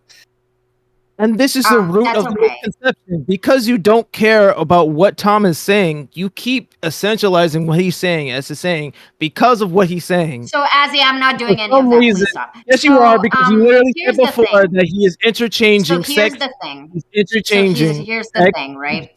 So here's the thing, right? So here's the thing, right? Did you not say that, Katie? So here's the thing, right? Katie, you can do this. So here's the thing, right? You want, but you are caught. So here's the thing, right? Here's the thing, right? What thing, Katie? What's so here's the thing, right? Of not dealing with what you did. So here's the thing, right? Okay. Okay. Cool.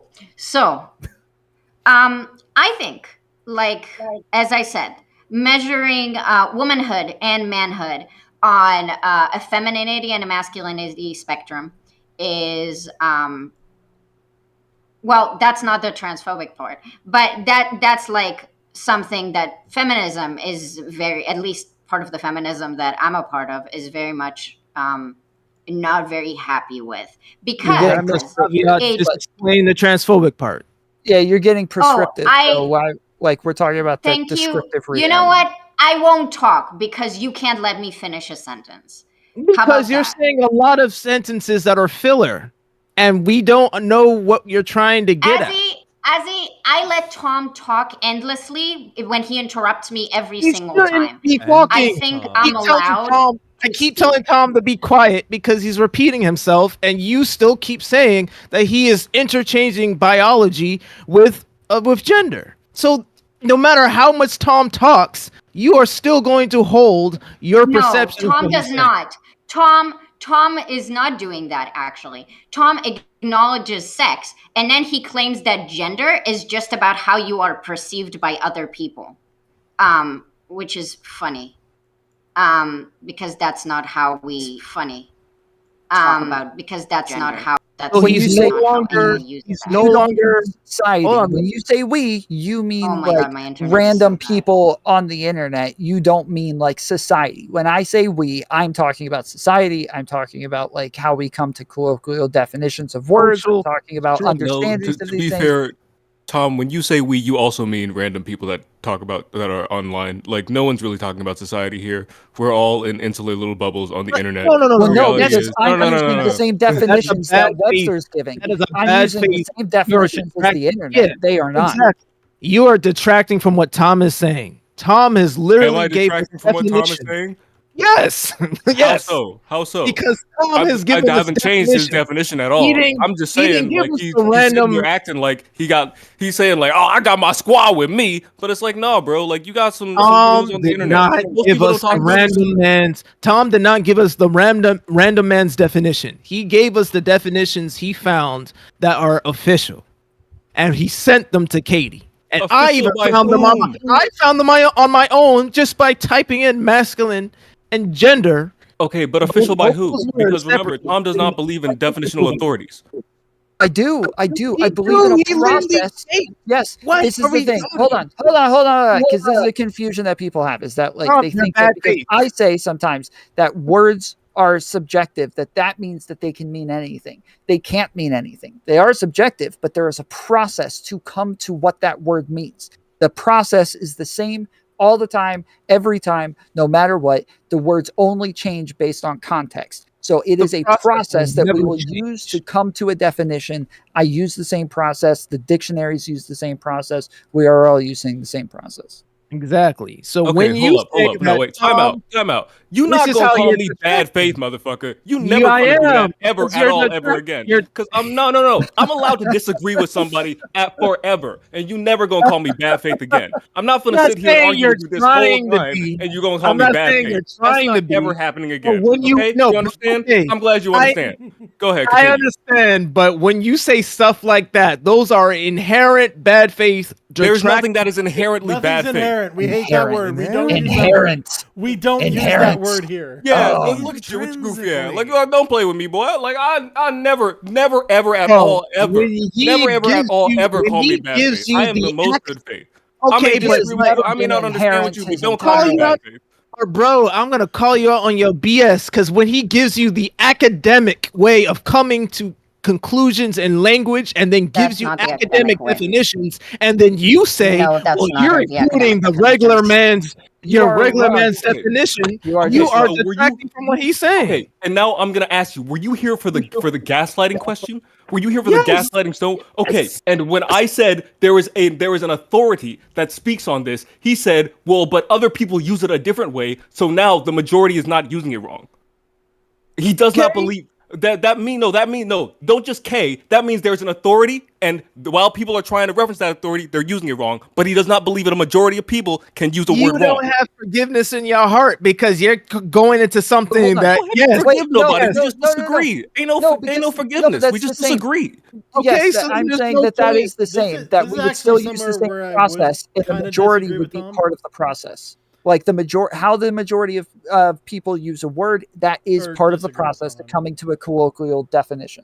The only thing is, when you're using a clinical term, it's defined in a medical setting. Yes, and that's why it only changes based on the context. A medical term will change based on the context. So if you're using it in a colloquial context versus a medical context, the definition will change. This is why I say that the words do not change unless it's changing, the context is changing. Sorry. It matters what context you're using the word in. Exactly. That's what I was trying to get to. Because if you're using it in a medical context, like as a professional, then you have to use the DSM-5 term. Like that meaning of it. But if it's us using the term gaslight in conversation, it could just mean I'm trying to trick you into thinking the way I'm thinking by telling you you're right. Yeah, but when you say that, you are trying to reference the DSM-5 term. You're just not using it right. That's what I'm saying. But a majority of people use it the wrong way. And that's what I'm saying. People can bastardize terms like these. Thank you. That's a great word. People can bastardize terms like this, but like that doesn't mean that the majority of people are now correct. That makes the majority of people incorrect. And so I'm saying, like, if you want no, they are incorrect in the medical context, but they aren't incorrect. They're trying to use the medical context. But the fact that they're trying to use that word. The fact that everybody understands what they mean, they're using it correct. Correct. I don't believe that's the case. Yo, here's a slight side example for this. That's the social that is social context by definition. If everybody agrees to it, then the social construct has been formed. The entire purpose of language is to express what you're saying. So if it's easier to use a colloquialism, than to use the medical definition, as long as everybody understands what you're saying, you're not wrong. That's the entire point of language. Yeah, I can agree with. Hold on, let me get the name right real quick. It's Kuro. Kuro, sorry. Yeah. Forgive me. I'm fucking with the V there. You played me. But it's like it's one of those things where it's technically incorrect in the sense that it is not the official and it's not the scientific. It is not a professional usage of the word by any means. It's definitely, like I said, a bastardization. But it's like when you call something cancer, like, oh, this bitch is being fucking cancer. Like, just listening to them talk, it's just to say they're so annoying. It's frustrating me to the point where I would like get a stress-induced tumor because you're so but you're not actually having cancer. It's kind of like I'm communicating a concept. It's basically frustration and annoyance. And I've taken a concept that is like a real fucking thing, but everyone gets what you mean by it. I need to ask a question. A decent example or whatever, but you get the point. Go for it, Katie. Is gender consistent, or do we recognize that under your definition it's completely malleable and changes rapidly? Yes, of course. Okay, cool. So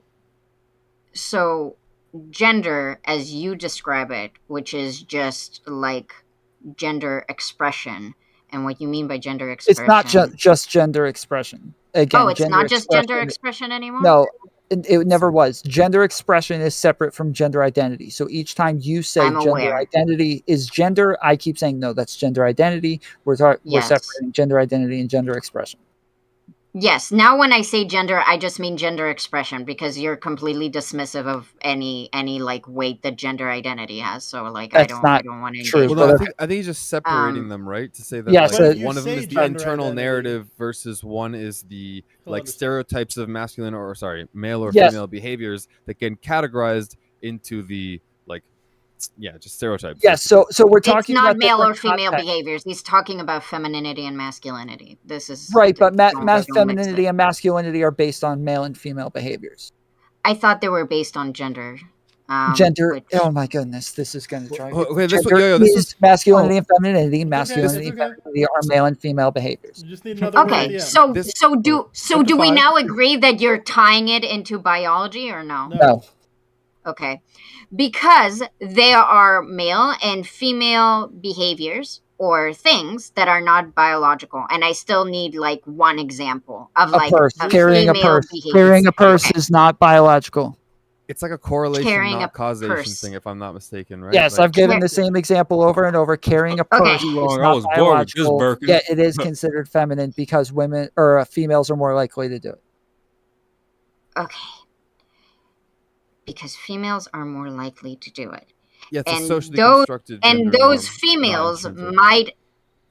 females might either be like have a gender of a woman or might not, depending on their gender expression.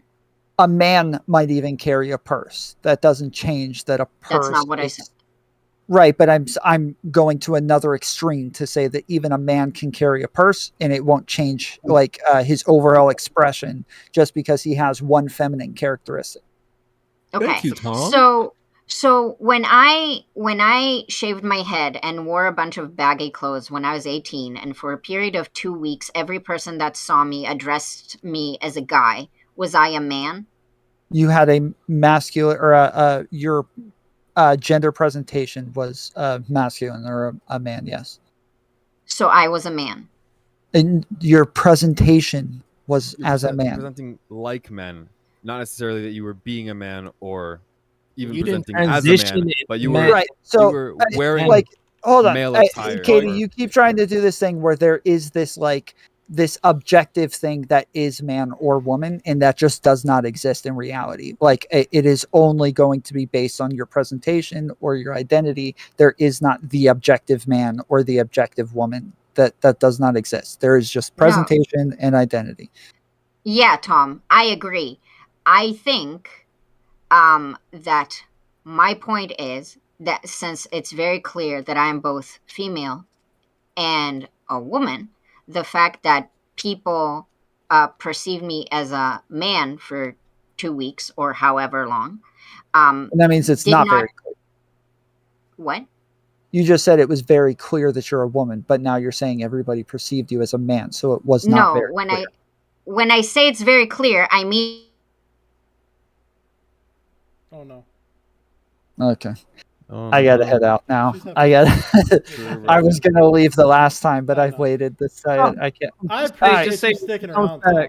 Just say when she comes back to say that people are allowed to make mistakes, but that doesn't mean that you have now objectively become a man. It wouldn't even be a mistake if your presentation is masculine. Then people will just call you a man. Again, there is like the mistake is on the identity, but they're not guessing your identity. They are categorizing your presentation. So, like, to you, there is no being. Like that's not a thing. You're not being. That's not possible, right? You are not you are not man or woman. Yeah, like you can't be. You can only there's only the thing that you. Oh, okay, I understand where you're coming from now. This is where I would like I personally disagree. I think there is like some underlying like being that you can do, but like if that's how you feel, I get where you're coming from now. So if I was going to like place weight on it, I would say that the weight is going to be mostly on the identity, because the identity is what informs your presentation. And so the identity is always going to be the most important thing. And I do think there might even be a fact of the matter when it comes to an identity after being socialized a certain way, after growing up with certain norms and like appreciating different characteristics. Once you're an adult, you've gone through puberty. I think there's a fact of the matter of who you are as a person and what you identify with, and that is going to be blatant in your presentation. So they can mistake your identity based upon your presentation and gender expression. I mean, I'm then gonna just roll back to well then what about femboys?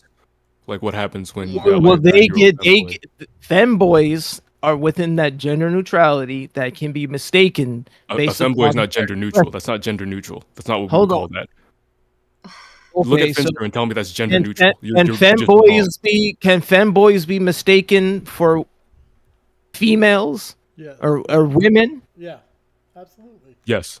Yeah. So they're making a mistake on their identity unless the femboy identifies as female or feminine or woman, whatever word. Yeah, so again, this is why we separate the identity from the presentation. A femboy is generally somebody who identifies as a man but presents as a woman. And so this is why separating the two is very important, is because femboys are going to be, like I said, like they're like less than 0.5% of the population. So overall, the way that we conceptualize these things are going to be consistent across the board. And then there's going to be this like small 0.2% of the population where it's going to get a little gray and dicey, but for 99.9% of everybody, this is generally how we interact with people. Mistakes are allowed because in order for us to move forward, we have to give grace to people who are making the mistake based upon your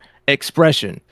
I wouldn't even call it a mistake. They're just separate things. One's an identity. If you're mistaking your identity for something that you don't identify as, it's based upon your expression or based upon how they see you, based upon your presentation. And I think Tom thinks categorization happens from the outside, so it wouldn't really be a mistake if you categorize from the outside. And it's not them being transphobic; it's just them making a mistake based upon your presentation or based upon how deep your voice sounds, or how high your voice sounds. They're making a mistake. Voice is an expression of your identity as well. Look, I'll say that. Not really. If possible. Yes, it is. That's why people change their voice or change their vocal expression. Yeah, but you can change your voice, and I could still be a man. Like it wouldn't really make a difference. But the point of them making their voice sound higher or more feminine is to present themselves as more feminine. All so right, they're. I gotta go. Take Love care, you guys. Tom. Have a good night. Hey, and you're not an off-brand Tim Pool. You're not an off-brand Tim Pool. Don't ever let anybody call you that. That was nonsense. That was wild. That kind of triggered me a little bit. Yeah, I don't know. Yeah. Like, yo, there's a touch of toxicity in that little moment within the night. It was like, at that moment, getting a little salty for no reason. For someone who's never met this guy before, he doesn't like him very much, so I go for it. Yeah, if people, people make mistakes. It's not transphobia. It's just I mean, like the social. I'm not big into the trans conversation because I think we need to figure out what like the whole man and woman paradigm is before we even like move on to that. If I'm being real, that was the original intention, and then it got co-opted. What we were saying before, actually, it's like we can't move to step 2 if we don't have step 1 understood, and it's like again transitioning from what to what if those two categories are misunderstood. I'm gonna try if possible. Also, welcome back, Katie. I'm gonna try if possible to just like lay out a thought that I kind of like left on the back burner, which in a way is like partial Steelman or just like further articulation of what Tom was saying. But also, I should disappear in a sec because it's like fucking 7:40 in the morning. Yeah. Jesus Christ. Yeah. Oh man. So I think the thing is that at least in I'm assuming this is his perception because it's what I was gathering from it, and in a way it might be my own, but whatever. I'll just try and think it out loud and stop rambling the preamble bullshit. There's sex, which is obviously the biological basis that we're starting with, and then there's gender, which is like the generalizations and stereotypes of archetypes or whatever the fuck of the two sexes and how they act and behave in society, and then how they are socially constructed, meaning what clothes are they choosing, what like the way that they're presenting themselves, right? And where we are now, there's sex, there's gender itself, then there's gender identity, which is like a personal self-perception inner monologue thing, gender expression, which is how other people are able to identify you. And I think if we're going to say that, unlike in the 90s where we correlated with absolute causation, that if you're a male, you're a man, and it's just an age difference, it's not a state of it. The state of mind was the maturity of are you an infant or are you an adult? That's what makes you a man, is like someone who can take care of the family and fucking be reliable and show up to work on time. It's like basically mature boy, now adult male, who can be accountable for things and deserves voting rights. It was very just basic fucking ABCDE. And so now if gender identity is a state of mind that is kind of this illusory, like it's this ethereal, it's just you can't understand someone's state of mind without having them express it to you in some way directly. If not, like you can see they're distressed or they're crying or they verbalize it in some way. So what I'm trying to say is, like, if we are simply identifying people by their presentation because that's all we have to work off of, we're not misgendering them if actually their inner monologue doesn't line up to the way that they're presenting based on the social stereotypes that they know that they're embodying to pass as such, fucking whichever side of it. It's like, no, I'm identifying you as what you present as, and I'm not telling you what your internal state is, because that's not something in the current dynamic of where we're at, where without just assuming the obvious, like sex gender connection, you just can't assume, or you can't be certain of someone's mental state. So it almost becomes functionally pointless to try and identify someone's actual identity. All you can do is say, I see what I'm seeing and I perceive it as this. And then if you actually get to know the person, be like, oh, what's your name? Oh, and you want me to know this other detail, which is that you might look like a woman, but actually you have a penis, identify as a man, and I need to be aware that you're a femboy, for example. But it's, what I'm trying to say is that it's like, Tom in a way is right that your identity is what people identify you as, whether how I feel in the mirror, like, no, I'm not a sexist, no, I'm not a homophobe, no, I'm not whatever. But if I say certain things that people take a certain way, they're going to be,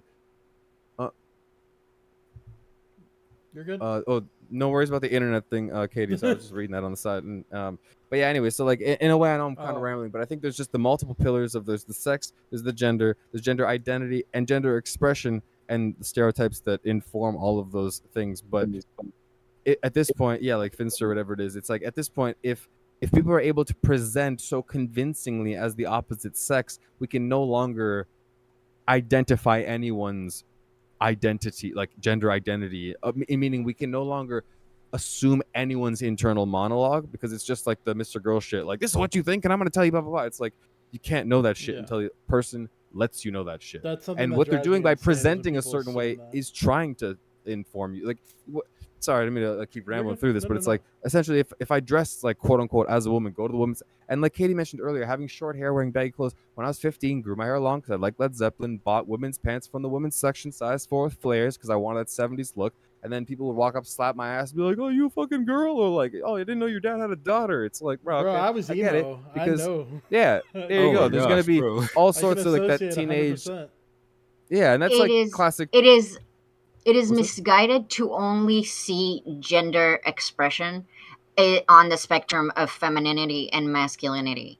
That's like the issue. That is a bad metric. So like, here's the thing, and Tom tried to weasel out of it. So I was gonna tell him, I haven't shaved my legs in like a month. I'm very hairy right now, okay? By like standard metrics, that makes me less feminine. So I was going to ask Tom, okay, here's the thing. Here's the thing. When Tom says that it's not biological to carry a purse, but it's something females do. It's not explaining. How do I explain this? You know what? You continue. I need a second to regulate. I'm you can collect your thoughts. You're good. Yeah, I'm pissed. I feel you. It's like super late at night, and we've had a long. It's been a long day, and our connection's shitty today, and that in itself is enough. Like an I could just respond and say, people can make the mistake, and people should be allowed to make mistakes, and you can't assume somebody's. I think you know. What do you think I mean by mistakes? You mean like misgendering someone? Yes. Okay. Okay, so but the whole thing is that Tom doesn't believe Tom that. Doesn't agree with me. He doesn't know. But he said it. He verbalized it and said people are making a mistake on your mistaking your identity based upon your gender expression. But he just won't call it. No. So Tom is being literally incredibly disingenuous. He verbatim said to me, as I called it a mistake, he said, "No, it's not really a mistake, but they are mistaking your identity based upon your gender expression." Yes, Tom. So he doesn't consider it a mistake. Tom will say the transphobic thing of your quote unquote gender expression that is guided by his notions of femininity and masculinity are what you really are. If most people perceive you as a man because you are more masculine, you are a man. No, that's not what. I'm not finished talking. I'm not finished talking. Don't even finish it because that's not what he said. Oh my fucking misquoting it. Can I finish?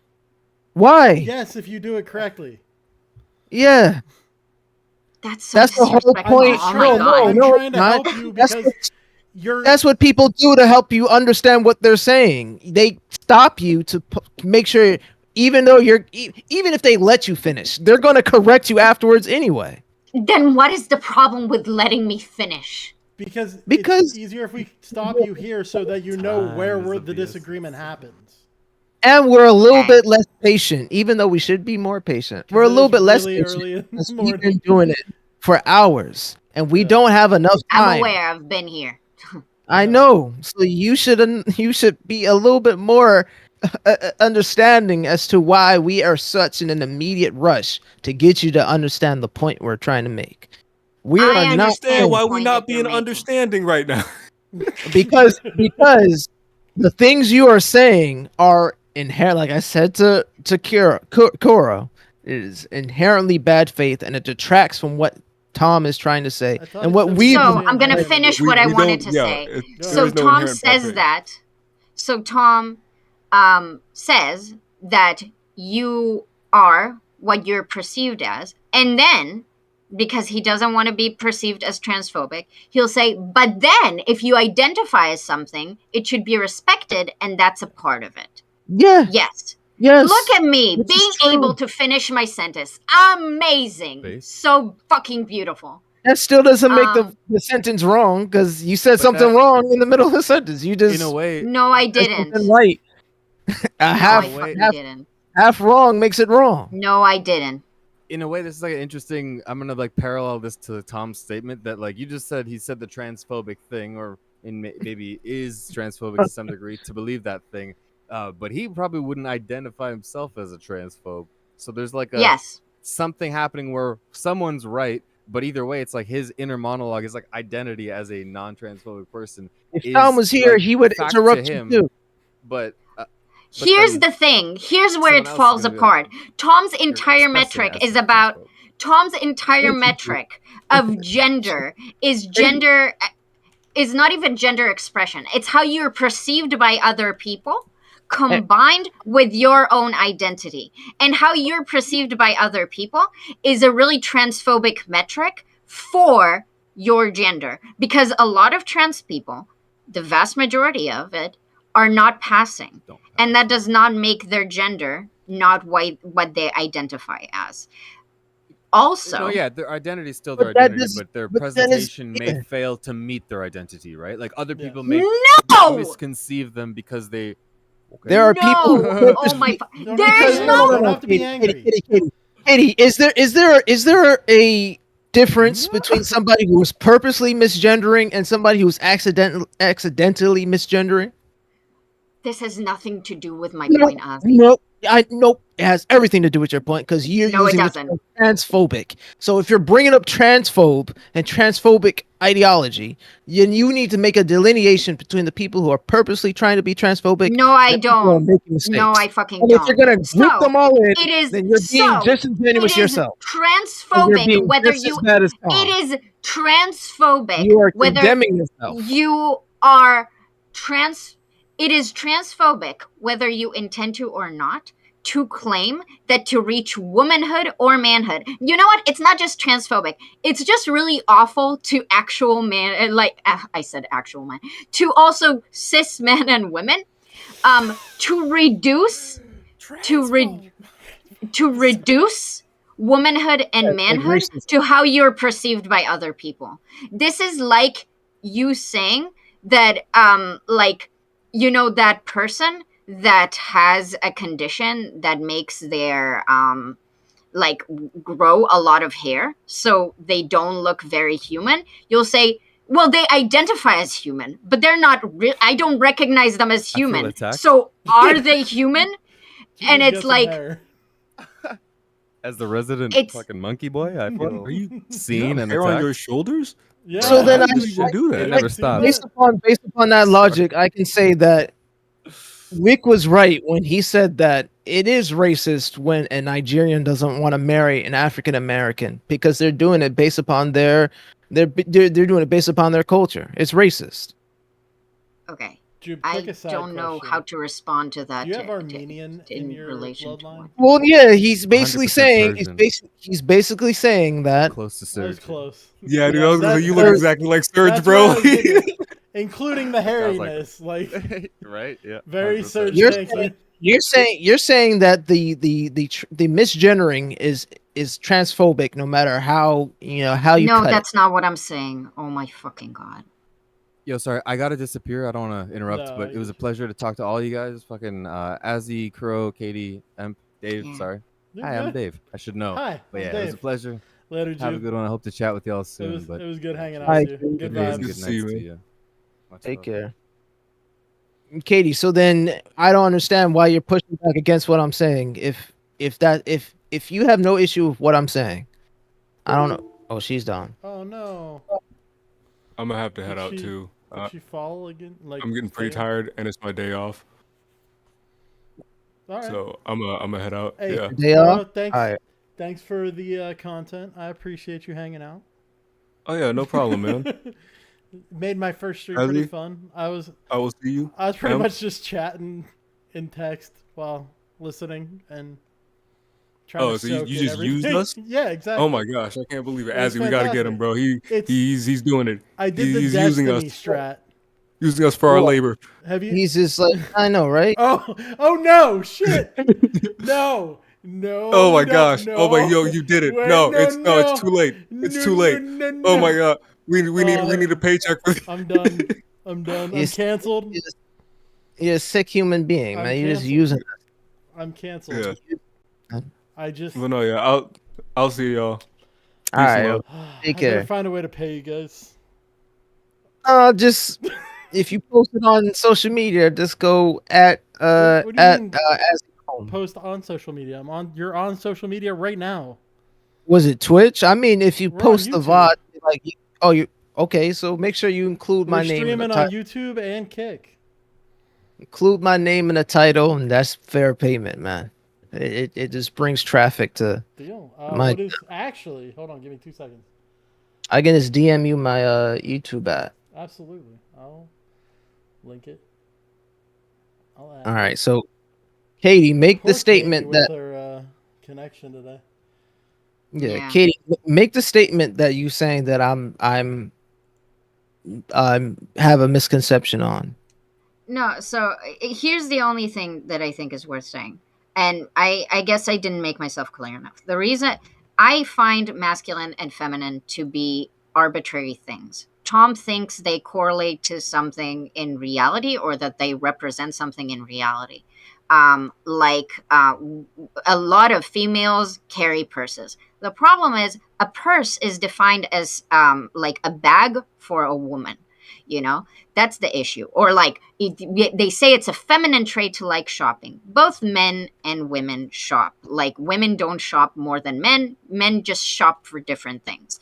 Most of these categories for like femininity and masculinity are just full of fallacies that people associate because of sexist patriarchal ideas of the way we conceptualize femininity and masculinity. That is why I'm hung up on that concept, because people are pretending like femininity and masculinity are like material realities that are happening, and it's just not very representative of the reality as I understand it. So, okay. Yeah. And you're saying that's transphobic? No, that was okay. Like, the transphobic thing is to say that if you are being seen by people, as a man, then for that moment you are a man. Like, you are a man, and we should still consider your own personal identity, and it should take some considering. But for all intents and purposes, you are a man to other people. And after that, people can address you as a woman, like if that's how you feel internal. Feel internally. I think she disconnected again. That's what happens when you use your internet too long. It starts to put a strain on your system.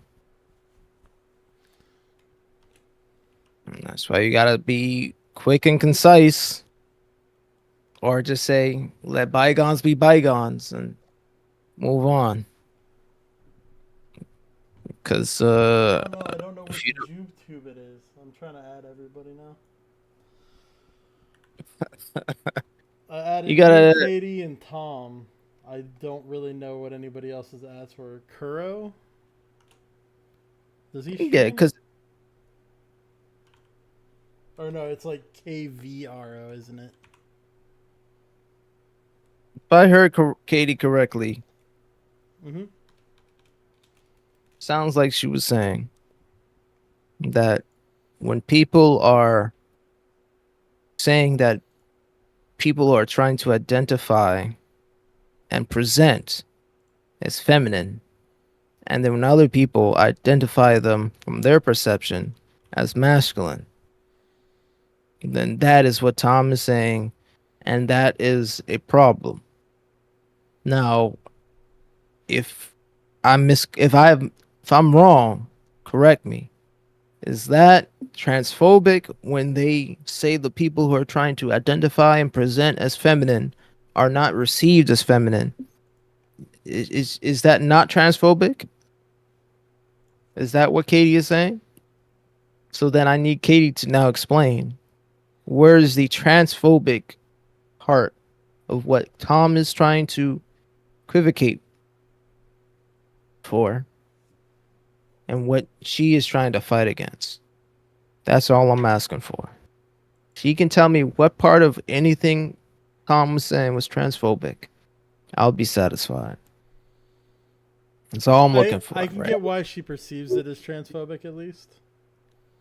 I mean, I get it too. That's why I said we gotta allow people to make mistakes. The problem is intentionality is what matters. He's not intending anything to be offensive. He's not intentionally misgendering them in their opinion. Well, that's what okay, so there's going to be some who give him grace and say, I understand. People are getting used to it, and there are some people who realize that how they are perceived by others is more masculine than what they're trying to present, and right? It's not necessarily just about how you look. That's why I don't like the whole passing thing. It's what you're putting effort towards appearing. There are a lot of people that don't pass, but you can tell that they're trying. So you got to kind of give them that leeway. Like, and this is why somebody brought up drag, right? And that's why he was saying that drag is different from this. Agreed. Because even though they're presenting as feminine, they still performance. identify. Yeah, it's a performance, and they still identify as men. Okay, so there's a difference between drag and the people who identify as feminine and present as feminine.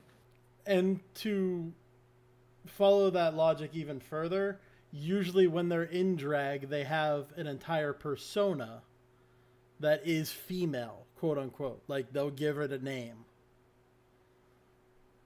So, like, drag really plays more into this gender expression explanation than it wouldn't. Because, like, when... We'll use my friend as an example. When she's on stage, she's Diamond. But when she's backstage, when he's backstage out of drag, he goes by his male name. So, I mean, it fits even more into this gender expression versus gender identity differential. Which means that we should be giving grace to people who make mistakes, right? Yeah. Or misgender. Because they are not intending, like you said, it's intention that's involved. They're not intending to misgender you. They just see your presentation, right? Now, and if they misgender you, then that's a totally different thing. Yes. Yeah. So now we can't take that, the people who are intending to misgender, and then couple that with what Tom is trying to identify in this whole dialogue, trying to identify that there will be people who will see you as masculine based upon the social construct of masculine, right? And there are people who, and if they're trying to do that, then you can make two delineations. If they're intending to see you as masculine, or they're assuming you're masculine, right?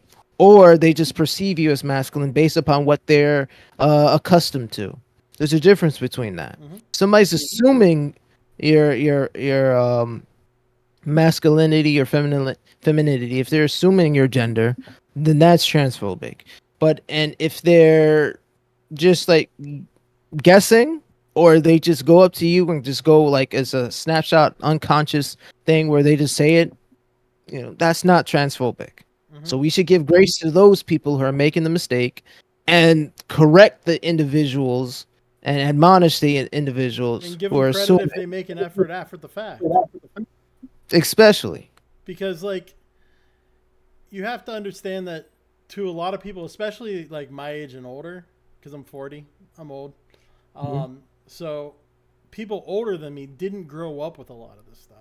So it's really hard to adapt to seeing someone who presents masculine, like somebody that looks like me, but they like put on eyelashes or something to try to look feminine, but still have like this is a beard, but a 5 o'clock shadow or something. And you say, sir, and then they're like, I actually go by ma'am. If you make an effort to try to call them ma'am, I think more often than not, they're going to give you the benefit of the doubt and be like, all right, well, I appreciate that. And this is the whole pronouns discourse where we're asking people to, before they make the step to just identify somebody, ask how they identify so that you can avoid the mishap. Yeah. That's the whole part. In my personal take, though, when you're explaining somebody else to somebody else, you're going to want to explain it in the way that's going to make the most sense. So if I'm saying she to refer to Finster, since that was the example we used earlier, it's going to make more sense to somebody if there's like a group of people and they're all men, but the one looks feminine. If I say she, it's going to be a lot quicker. The entire idea of pronouns is to sum up an explanation of who you're talking about. So when you have to like go into extra detail and be like, he, the one that's feminine but is a guy, it gets really convoluted and difficult. So, well, this is why Tom said that no matter how masculine or feminine you present, if you identify as what you're not presenting as, and people, people say that that's a guy or that's a girl based upon the construct that is already established, then they're not in the wrong. All right. Yeah. They're not in the wrong, and there's no insult taken for those people, because that's why there's like the line, if you don't explicitly transition, right, and you just dress in a very feminine way, there's no you have to transition in order for that that line to be crossed, right? And now people will have to identify you as how you identify. Yeah. Because that goes back to my line theory. Until you jump onto the other line and consider yourself a female, you're not actually, or sorry, not female. I hate this whole like terminology thing because man, woman, male, female a lot. So until you decide to stop calling yourself a man and start calling yourself a female, you're still on that bottom line. Like you might be all the way to the left of it, but you're still a man. Yeah, and people who are androgynous, they get mistaken for both. Mm-hmm. No, they get called both all the time. It's a mistake or no. There's people who love living in the androgynous zone. Like yeah, my friend because Mitch, she goes by she goes by whatever somebody wants to call her, so it's cool. And that I appreciate. She like thrives on the androgyny of it. She's like, this is what I like. I don't care what people think I am. And there's the marketing. So there's musicians like Prince who would play on that because they know that there's an audience of women who are into that, and there's an audience of men who are rooting for that, right? So that's that's my conclusion. All right. So the conclusion is, it's like what Aaron said. There's a level of grace that needs to be given to people who make mistakes, right? And we can't just call the people who are making mistakes or the people who are stating the obvious or stating what happens as okay, just throw them all under the bracket of transphobe. Because now you're just like you're creating unnecessary battles. Or people who could have been rooting for you are like, you know what, I don't care. Or people who just won't say anything at all. They won't even deal with you. They'll avoid you because they don't even want to make the mistake. It's a perfectionist culture and a fear-based culture. Yep. One last thing I want to clear up because I think we misstated something earlier about femboys. Not all femboys right now are men or consider themselves men. There are trans male to female that consider themselves femboys as well. Femboy is more of an aesthetic. True. Yeah, you're right. You're right. It is weird because if you look at Nano is trans, but Nano is also male to female, and considers themselves a femboy. Yeah. Then you can't really say if you're just going after the aesthetic, but you identify if you identify it as the transitioned identity, then like I feel like you should find like a new word or use the new terminology. Don't say femboy because femboy is typically they're within that androgynous. Yeah, it gets more confusing when that happens, but there aren't a lot that I know of. I mean, not that I know a lot of femboys. I'm sure there's way more. I know like 5 on the internet. Yeah. Now, non-binary, to my understanding, non-binary doesn't necessarily mean trans. Non-binary is different. Non-binary is usually somebody who just doesn't want to identify.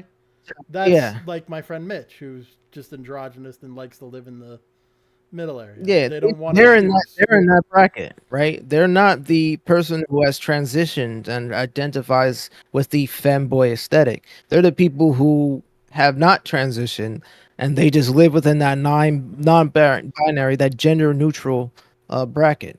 A lot of them either don't care what you call them or just don't want to be associated with either gender. There you go. Non-binary. I know the thing I understand the least, but I kind of still get the general statements of it. They're the ones that say that gender is a spectrum, which it is. Like I said in my thing, like I get the spectrum of it, but yeah. And then historically, if we didn't know somebody's gender or if they weren't in the room, and we were talking to somebody else, we say they, or they're here. It depends. If we just know a name, if not, we usually use whatever we use their name best. I mean, if we don't know, if we're going by just a broad generalization of people that we don't know.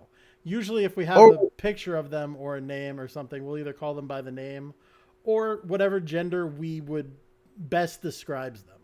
Not necessarily what they identify as, but whatever would best describe them at that time.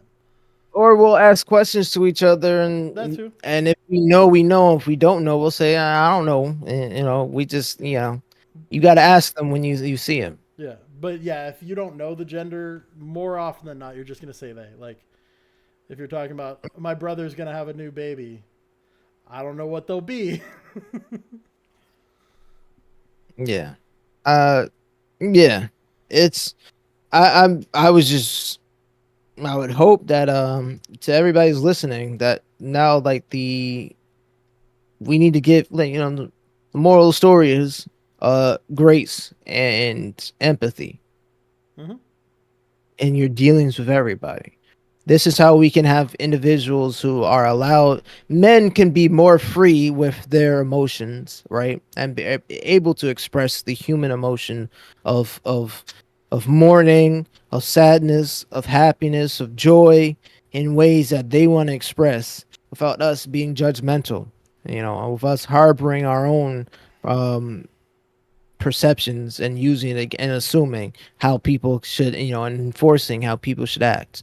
Right now, if men want to cry 4 times a month and cry at their favorite anime, go ahead. Dude, I'm telling you, if you're a manly man, there's a show on Netflix called All American.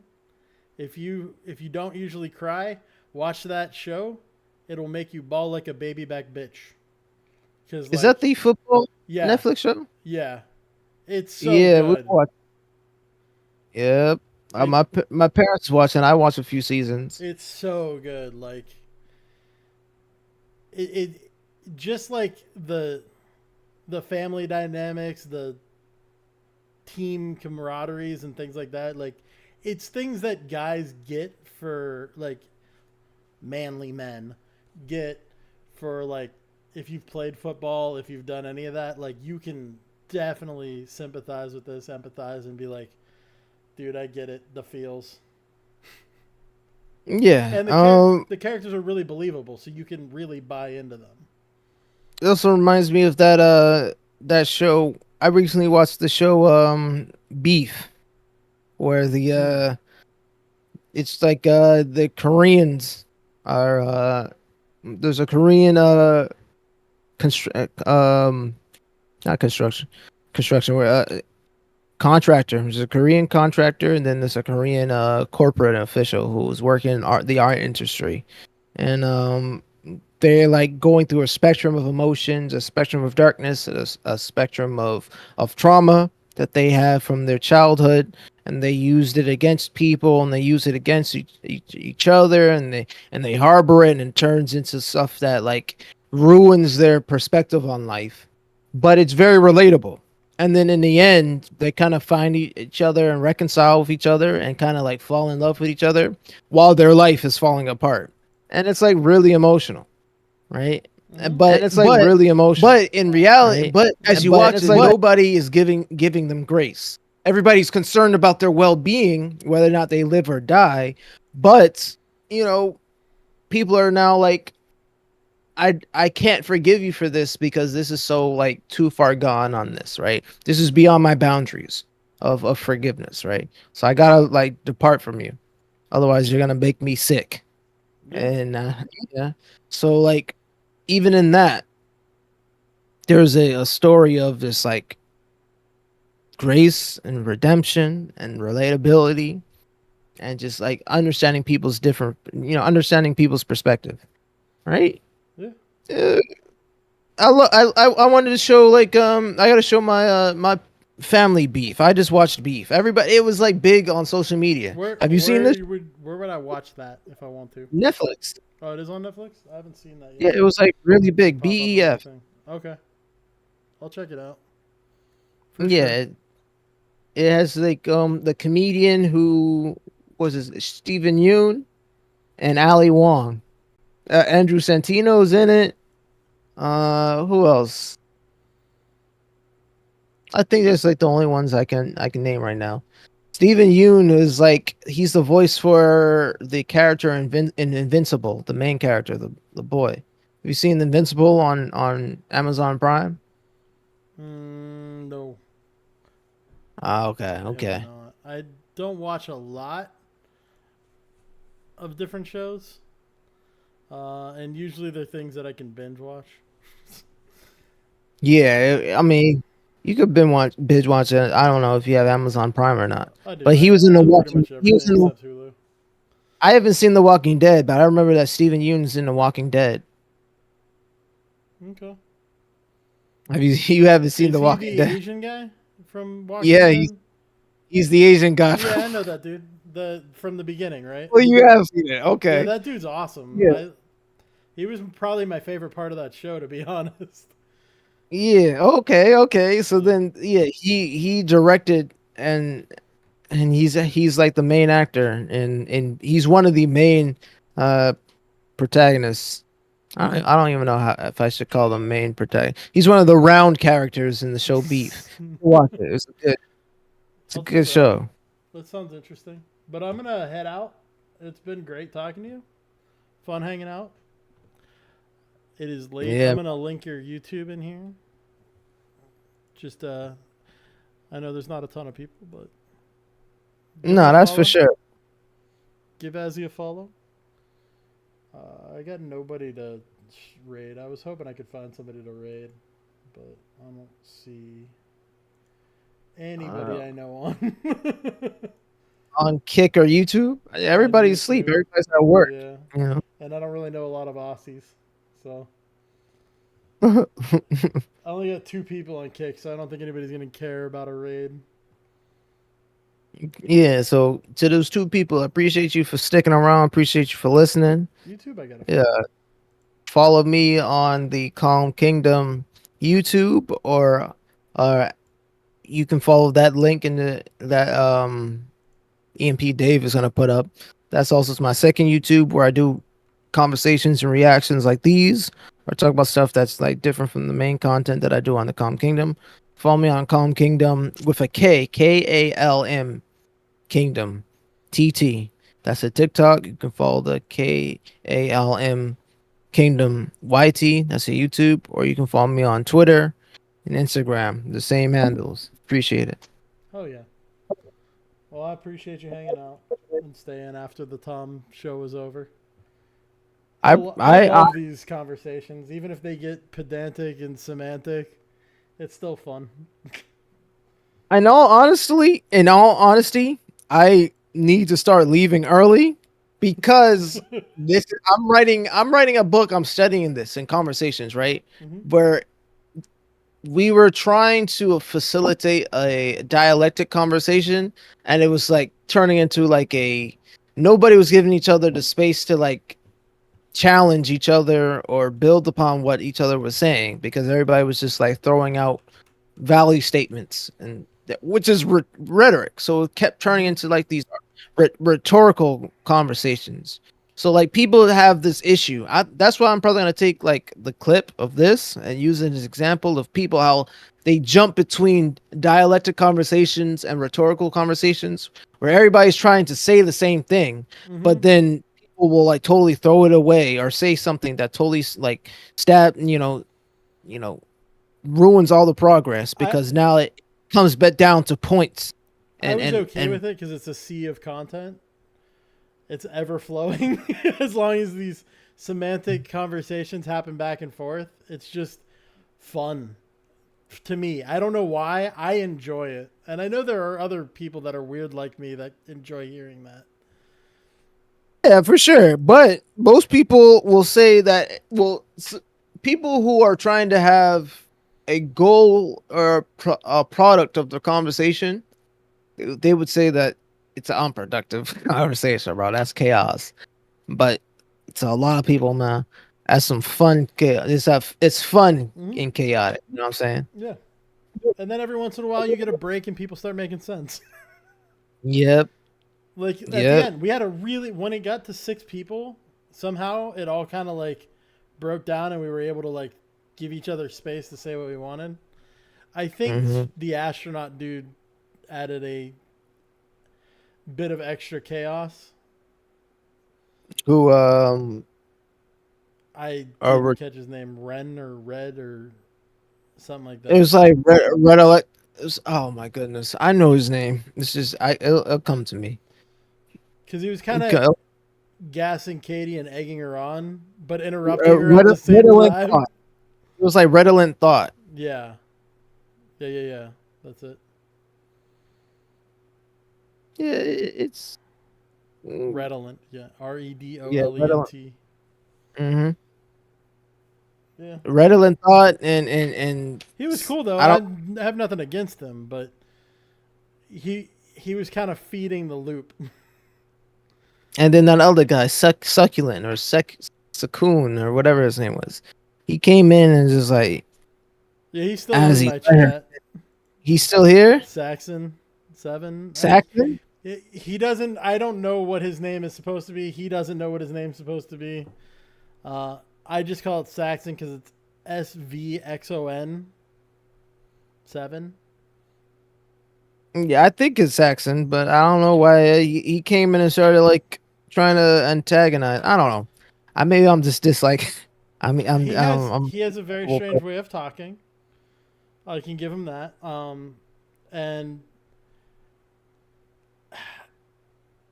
he kind of likes to tell people what to do and how to think. But that's okay.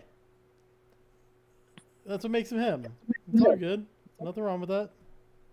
I mean, sure. Yeah, for sure. It's just that I don't.